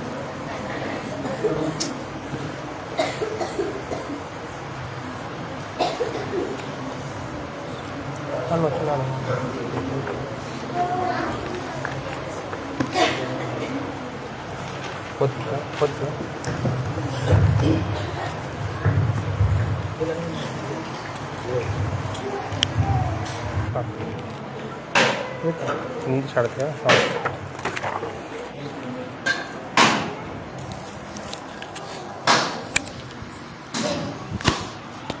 ಈಗ ನಮ್ಮೂರಲ್ಲಿ ಐನಳ್ಳಿಯಲ್ಲಿ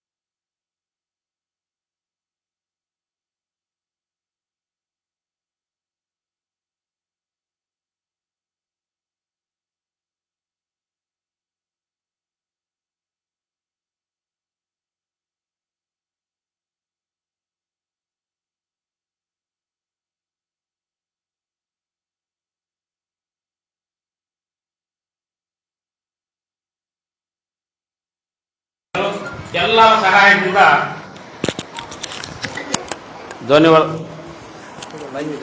ಲೈವ್ಗೆ ಬೇಕಾದಂಥ ಅವರವರ ಆಸೆ ಆದುದರಿಂದ ಚೆನ್ನಾಗಿ ನಾವು ಫಸ್ಟ್ ಟೈಮ್ ಇಲ್ಲಿ ಬಂದಿರೋದು. ನಮಗೆ ನೋಡಿದಾಗ ನಾನು ಬರ್ತಕ್ಕಂಥ ದಾರಿಯಲ್ಲೇ 1 ಕಿಲೋಮೀಟರ್ ದೂರಲಿಕ್ಕೆ ಸ್ವಾಮಿಯವರು ಸ್ವರ ಕೇಳ್ತಾಳೆ. ನನಗೆ ಅಲ್ಲೇ ಅಯಸ್ಕಾಂತ ಸ್ಟಾರ್ಟ್ ಆಯ್ತು, ಇನ್ನು ಪುರಾಣ ಸ್ಟಾರ್ಟ್ ಆಗಿದೆ. ನಮಗೆ ಅಲ್ಲಿಂದನೇ ಉಜ್ವಲ ಹೋಗ್ಬೇಕು ಜಲ್ದಿ ಹೋಗ್ಬೇಕು, ಲೇಟ್ ಆಗ್ತದಂತ. ನಿನ್ನೆ ಇವತ್ತು 2 ದಿನ ಕಾಲಿಟ್ಟಿವಿ. ಆದರೆ ಇಂಥ ಪುರಾಣ ಕೇಳಿದಾಗ ಏನಾಗ್ತದಂದ್ರೆ ಇಲ್ಲಿ ನಾನು ನೋಡಿದಾಗ ಎಲ್ಲ ನಮ್ಮ ಭಕ್ತಾದಿಗಳೆಲ್ಲ ನಮ್ಮ ತಂದೆ ತಾಯಿ ಸಮಾನ ಇರ್ತಕ್ಕಂಥವರೇ ಬಂದಿದ್ದಾರೆ. ಯಾಕಪ್ಪ ಅಂತಂದ್ರೆ ಇದು ನಮ್ಮಂಥವ್ರಿಗೆ ಅರ್ಥ ಆಗೋದಲ್ಲ. ಇಲ್ಲಿ ಬಂದು ಕುಂತಾಗ ಇದರ ಮಹಿಮೆಯನ್ನು ತಿಳ್ಕೊಂಡಾಗ ಅದರ ಅರ್ಥ ಗೊತ್ತಾಗೋದು. ಕೊಬ್ಬರಿ ನೋಡಿದಾಗ ಏನು ಗೊತ್ತಾಗೋದಿಲ್ಲ, ಒಡೆದು ಕುಡಿದಾಗ ಹಾಲು ಕೊಬ್ಬರಿ ತಿಂದಾಗ ಅದು ರುಚಿ ಗೊತ್ತಾಗುತ್ತೆ.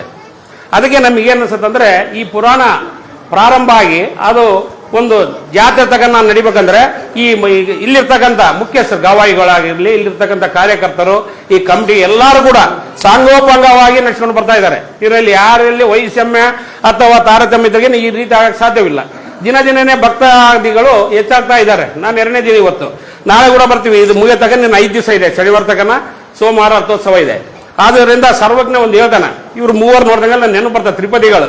ನಾವು ಟೀಚರು, ತ್ರಿಪದಿಗಳಂದ್ರೆ 3 ಸಾಲಿನ ಪದ್ಯ. ವಿದ್ಯೆ ಉಳ್ಳವನ ಮುಖವು ಮುದ್ದು ಬರುವಂತಿಹದು, ವಿದ್ಯೆ ಇಲ್ಲದವನ ಬರಿ ಮುಖವು ಆಳುವರು ಅದ್ದಿನಂತಕ್ಕೂ ಸರ್ವಜ್ಞ. ಆಮೇಲೆ ವಿದ್ಯೆ ಕಲಿಸದ ತಂದೆ, ಬುದ್ಧಿ ಹೇಳದ ಗುರುವು, ಬಿದ್ದಿರಲು ಬಂದು ನೋಡದ ತಾಯಿ, ಇವರು 3 ಶುದ್ಧ ವೈರಿಗಳು ಸರ್ವಜ್ಞ. ಅದೇ ಬಸವಣ್ಣ ಹೇಳ್ತಾನೆ 5 ಸಾಲಿನ ಒಬ್ಬರಿದ್ದಾನಂತ. ಇವ ಯಾರವ ಇವ ಯಾರವ ಇವ ಯಾರವ ಎನ್ನದಿರಯ್ಯ, ಇವ ನಮ್ಮವ ಇವ ನಮ್ಮವ ಇವ ನಮ್ಮವ ಮನೆಯ ಮಗನೆಂದೆನಿಸಿರಯ್ಯ, ಈ ಕೂಡಲ ಸಂಗಮ ದೇವ. ಈ ರೀತಿಯಾಗಿ ಇಂದಿನ 12ನೇ ಶತಮಾನದಲ್ಲಿ ಆಗಿ ಹೋಗಿರ್ತಕ್ಕಂಥ ನಮ್ಮ ಸರ್ವಜ್ಞ ಆಗಿರ್ಬೋದು, ಅಕ್ಕಮಹಾದೇವಿ ಆಗಿರ್ಬೋದು. ಅಕ್ಕಮಹಾದೇವಿ ಕೂಡ ಎಂತಿಂತ ಅದು ಬರೆದಾಗುತ್ತಿದ್ದ. ಬೆಟ್ಟದ ಮೇಲೊಂದು ಮನೆಯು ಮಾಡಿ ಮೃಗಗಳಿಗೆ ಅಂಜಿದೊಡೆ ಎಂತಯ್ಯ, ಸಮುದ್ರದ ದಡೆಯಲ್ಲೊಂದು ಮನೆಯು ಮಾಡಿ ನೆರೆತರುಗಳಿಗೆ ಅಂಜಿದೊಡೆ ಎಂತಯ್ಯ, ಸಂತೆಯಲ್ಲೊಂದು ಮನೆಯು ಮಾಡಿ ಸದ್ದ ಗದ್ದಲಿಗೆ ಅಂಜಿದೊಡೆ ಎಂತಯ್ಯ, ಚೆನ್ನಮಲ್ಲಿಕಾರ್ಜುನ ನೀನೇ ನನಗುಂಟೇಳಿ ಕೌಶಿಕ ಮುನಿಯಿಂದ ಕಾಮುಕಕ್ಕೆ ಒಳಗಾಗಿ ತನ್ನ ಕೇಶಾಲಂಕಾರದಿಂದ ಮಲ್ಲಿಕಾರ್ಜುನ ತಗ ಹೋಗಿರ್ತಕ್ಕಂಥ ಅಕ್ಕಮಹಾದೇವಿಯವರು, ಬಸವಣ್ಣನವರು, ತ್ರಿಪದಿ ಬರ್ತಕ್ಕಂಥ ಸರ್ವಜ್ಞನವರು, ಇವರೆಲ್ಲವರ ಮೇಲ್ಗಾಗಿದಾಗ ಇವರೆಲ್ಲರೂ ನೋಡಿದ್ರೆ ನನಗೆ ಅವೆಲ್ಲ ನೆನಪು ಬಂದು ಇವತ್ತು. ಆಗ ಸಮಯ ಅಭಾವದ ಕಡಿಮೆ ಇರೋದರಿಂದ ನನಗೆ ಅರ್ಧ ಗಂಟೆ ಬೇಕು ಮಾತಾಡ್ಬೇಕಂದ್ರೆ. ಆದ್ರೆ ಕೂಡ ನಮ್ಮ ನಿರೂಪಣೆಗಾರರಾಗಿರ್ತಕ್ಕಂಥ ವಿರೂಪಾಕ್ಷಪ್ಪನವರು 1-2 ಹೇಳಂದ್ರು. ನಾವು ಭಾಳ ಇದಾವೆ ಹೇಳ್ಬೇಕಂದ್ರೆ ದಿನ ಸ್ವಲ್ಪ ಹೇಳ್ಕೊಂತ ಬರ್ತೀನಿ. ನಮ್ಮ ಗವಾಯಿಗಳ ಅನುಮತಿ ಕೊಟ್ಟರೆ ಭಾಳ ಚೆನ್ನಾಗಿ ಹೇಳ್ತಾರೆ ಗವಾಯಿಗಳಿಗೂ. ನನಗೆ ಎಲ್ಲರಿಗೂ ಕೂಡ ಅನಂತ ನನ್ನ ನಮಸ್ಕಾರಗಳು. ಎಲ್ಲರೂ ಆಶೀರ್ವಾದ ಪಡೆದು ಪ್ರಸಾದ ತಗೊಂಡು ಹೋಗ್ಬೇಕು. ಎಲ್ಲರಿಗೆ ಮುದ್ದು ಮಲ್ಲಿಕಾರ್ಜುನ ಒಳ್ಳೇದು ಮಾಡಿ ಬರೋ ವರ್ಷಕ್ಕೆ ಆಯುಷ್ಯ ಆರೋಗ್ಯ ಕೊಡ್ಲಿ ಅಂತೇಳಿ ನಮಸ್ಕಾರ ಮಾಡ್ತಾ ಎಲ್ಲರಿಗೆ ನಿಮ್ಮ ಪಾದಾಭಿವಂದನೆಗಳು, ನಮಸ್ಕಾರಗಳು.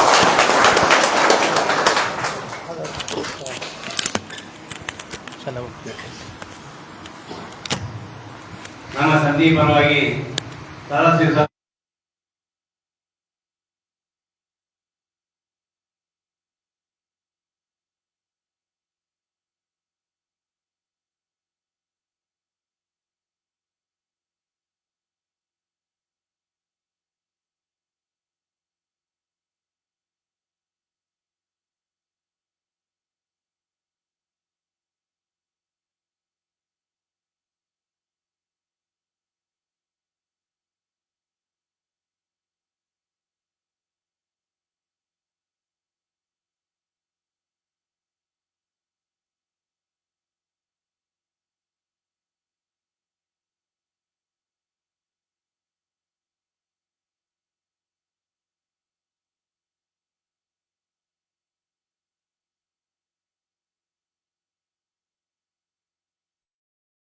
ಚಾರ್ಪುಡಿ ಪರಮೇಶ್ವರ್ ಅವರು 1,500 ರೂಪಾಯಿ ಕೊಟ್ಟಿರ್ತಾರೆ. ಅವರು ಸಹ ಒಂದು ಶ್ರೀಗಳಿಂದ ಆಶೀರ್ವಾದ ಪಡಿಬೇಕು.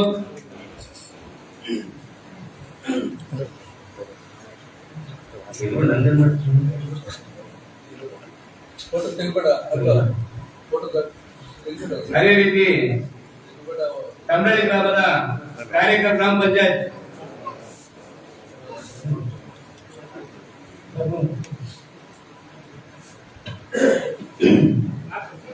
ಶಿವಸಾಂಬಜಯ ನಮ ಪಾರ್ವತಿ ಶಿವರಾರ ಮಹಾದೇವ್.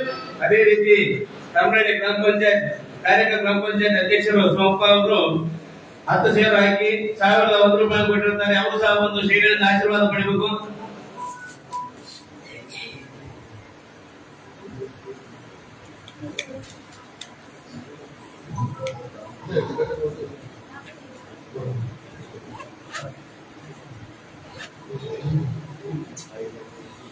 ಶಿವ ಸಾಂಬಜಯ ನಮ ಪಾರ್ವತಿ ವಿಶ್ವರ ಮಹಾದೇವ್.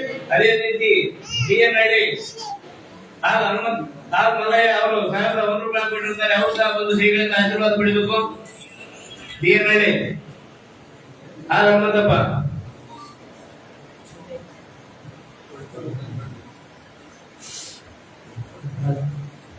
ಶಿವ ಸಾಂಬಜಯ ನಮ ಪಾರ್ವತಿ ವಿಶ್ವರ ಮಹಾದೇವ್.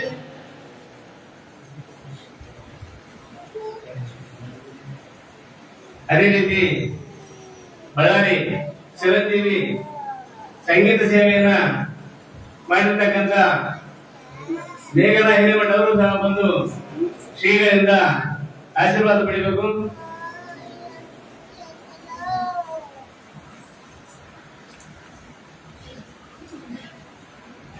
ಶಿವ ಸಾಂಬಜಯ ನಮ ಪಾರ್ವತಿ ವಿಶ್ವರ ಮಹಾದೇವ್.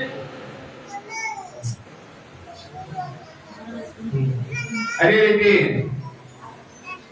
ಪುರಾಣದ ಮಹಾಮಂಗಲ ಕಾರ್ಯಕ್ರಮಕ್ಕಾಗಿ ಕೊಟ್ಟಿರ್ತಕ್ಕಂಥ ಭಕ್ತಾದಿಗಳ ವಿವರ: ಗೋಡೂರು ಎಂ ಬಸಪ್ಪ 201 ರೂಪಾಯಿ, ಡಿಎನ್ಹಳ್ಳಿ ಸಣ್ಣ ಕರೀಟನವರ ಗಾಲಿಂಗಪ್ಪ 201 ರೂಪಾಯಿ, ಡಿಎನ್ಹಳ್ಳಿ ಕುಬೇರ 201 ರೂಪಾಯಿ, ಗೋಡೂರು ಶ್ರೀಲಿಂಗಪ್ಪ 101 ರೂಪಾಯಿ, ಮೋಕ ಲಿಂಗನಗೌಡ 11 ಸೇರ್ ಹಾಕಿ, ಡಿಎನ್ಹಳ್ಳಿ 201 ರೂಪಾಯಿ, ಬ್ಯಾಲ್ಸಿಂದಿ ವೀರನಗೌಡ 5 ಸೇರ್ ಹಾಕಿ 101 ರೂಪಾಯಿ, ಬ್ಯಾಲ್ಸಿಂದಿ ಗಾಲಿಂಗಪ್ಪ 101 ರೂಪಾಯಿ, ಡಿಎನ್ಹಳ್ಳಿ ಹಳವಾರ್ ಲೋಕಪ್ಪ 501 ರೂಪಾಯಿ, ಗೋಡೂರು ರುದ್ರಪ್ಪ 515 ರೂಪಾಯಿ, ಗೋಡೂರು ಸೊಲ್ಲಾಪುರ ಮಲ್ಲೇಶಪ್ಪ 225 ರೂಪಾಯಿ, ಮೋಕ ಸಿಪ್ಗೀರ್ ಶಂಭುಲಿಂಗಪ್ಪ 101 ರೂಪಾಯಿ, ಮೋಕ ಪೂಜಾರಿ ಮುದ್ದಣ್ಣ 201 ರೂಪಾಯಿ, ಮೋಕ ಕೃಪಸ್ವಾಮಿ 101 ರೂಪಾಯಿ, ಮೋಕ ಹೆಗ್ಗಾಳ್ ಮಲನಗೌಡ 101 ರೂಪಾಯಿ, ಮೋಕ ಹೊನ್ನೂರು ರಂಗಣ್ಣ 201 ರೂಪಾಯಿ, ಜಿಎನ್ಹಳ್ಳಿ ಗಂಗಾಧರ ತಾತ 1101 ರೂಪಾಯಿ, ತಮ್ಮರಳ್ಳಿ ಕೋರಣ್ಣ ಪರ್ಸಣ್ಣ 11 ಸೇರ್ ಹಾಕಿ 101 ರೂಪಾಯಿ, ಮೋಕ ಸಂತೋಷ್ ಸ್ವಾಮಿ 101 ರೂಪಾಯಿ,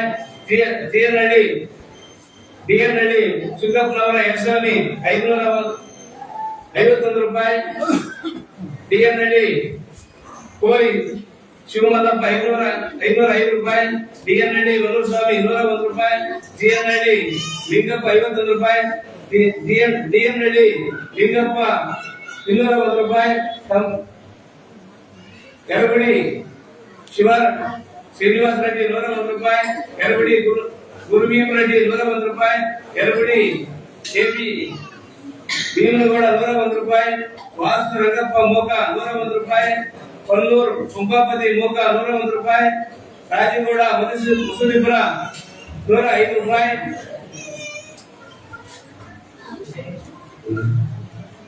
ಮುನಿಮಲ್ಲಗೌಡ ಮೋಕ 201 ರೂಪಾಯಿ, ಮೋಕ ಗುಡ್ಮಲ್ಲಪ್ಪ ಬಾಣಾಪುರ 201 ರೂಪಾಯಿ, ಡಿಎನ್ಹಳ್ಳಿ ಬೆಂಡಾರಿ ಮಲ್ಲಯ್ಯ 501 ರೂಪಾಯಿ, ಡಿಎನ್ಹಳ್ಳಿ ಬೆಂಡಾರಿ ಮಲ್ಲಯ್ಯ 501 ರೂಪಾಯಿ, ಡಿಎನ್ಹಳ್ಳಿ ಕೆಎಚ್ ವಿಶ್ವನಾಥ್ 501 ರೂಪಾಯಿ, ಡಿಎನ್ಹಳ್ಳಿ ಉಮಾಶಂಕರ್ 101 ರೂಪಾಯಿ, ಡಿಎನ್ಹಳ್ಳಿ ಎಸ್ ಹೇಮರೆಡ್ಡಿ 501 ರೂಪಾಯಿ, ಡಿಎನ್ಹಳ್ಳಿ ಆರ್ ನಾಗನಗೌಡ 101 ರೂಪಾಯಿ, ತಮ್ಮನಹಳ್ಳಿ ಕುಂಟೀರಣ್ಣನ ಮಗ ದೇವೇಂದ್ರಪ್ಪ 201 ರೂಪಾಯಿ, ಜಿಎನ್ಹಳ್ಳಿ ಕುಂತಪ್ಪ 105 ರೂಪಾಯಿ, ತಮ್ಮನಹಳ್ಳಿ ತಿಪ್ಪೇರುದ್ರ 101 ರೂಪಾಯಿ, ಡಿಎನ್ಹಳ್ಳಿ ಯಡಿಯಪ್ಪ 501 ರೂಪಾಯಿ, ಡಿಎನ್ಹಳ್ಳಿ ಗೂಳಪ್ಪನವರ ಮಗ ಬಸವರಾಜ 101 ರೂಪಾಯಿ, ತಾತುಗುಡಿ ದೇವೇಂದ್ರಪ್ಪ 101 ರೂಪಾಯಿ ಕೊಟ್ಟಿರ್ತಾರೆ. ಅದೇ ರೀತಿ ಶ್ರೀಧರಗಡ್ಡೆ ಮಂಜು ಡಿಎನ್ಹಳ್ಳಿ ಇವರು 251 ರೂಪಾಯಿಗಳು ಕೊಟ್ಟಿರ್ತಾರೆ. ಅದೇ ರೀತಿ ಡಿಎನ್ಹಳ್ಳಿ ಅಕ್ಷರ ಮಲಯ ಅವರು 501 ರೂಪಾಯಿ ಕೊಟ್ಟಿರ್ತಾರೆ. ಅದೇ ರೀತಿ ಈ ದಿನದ ಪೂಜಾ ಪ್ರಸಾದ ಸೇವೆ ವಹಿಸಿಕೊಳ್ಳುವ ಭಕ್ತಾದಿಗಳಿಗೂ, ನಾಳಿನ ದಿನದ ಪೂಜಾ ಪ್ರಸಾದ ಸೇವೆ ವಹಿಸಿಕೊಳ್ಳುವ ಭಕ್ತಾದಿಗಳಿಗೂ ಮುದ್ದು ಮಲ್ಲಿಕಾರ್ಜುನನು ಮೋಕ್ಷಾಂಬಿಕೆಯು ಅನಂತ ರೀತಿಯ ಸುಖ ಸಂಪತ್ತು ಕೊಟ್ಟು ಕಾಪಾಡಲು ತಿಳಿಸುತ್ತಾ, ಅದೇ ರೀತಿ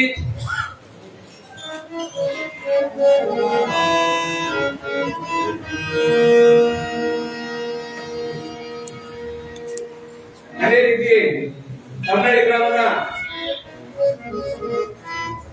ಸಣ್ಣದಾರಿಗಪ್ಪ ತಂದಾಜಿಯವರಿಗೆ 101 ರೂಪಾಯಿ, ಗವಾಯಿಗಳಿಗೆ 101 ರೂಪಾಯಿ, ಶಾಸಕರಿಗೆ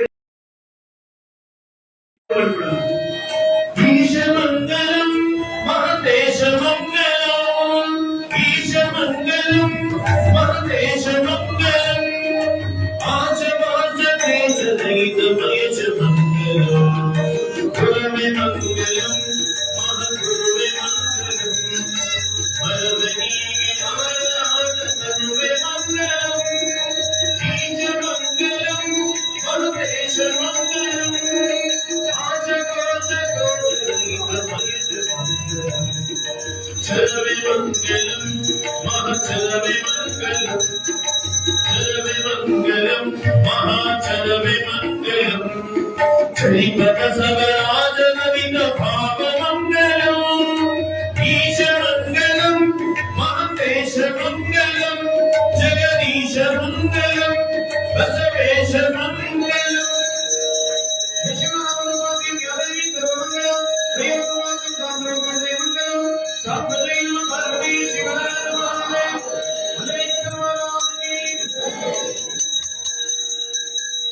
ಶಿವಸಾಂಬಜಯ ನಮಃ ಪಾರ್ವತಿ ಅದೇ ರೀತಿ ಹಿರಿಯರಾದ ಪೂಜಾ ಪ್ರಸಾದ್ ದೇವರ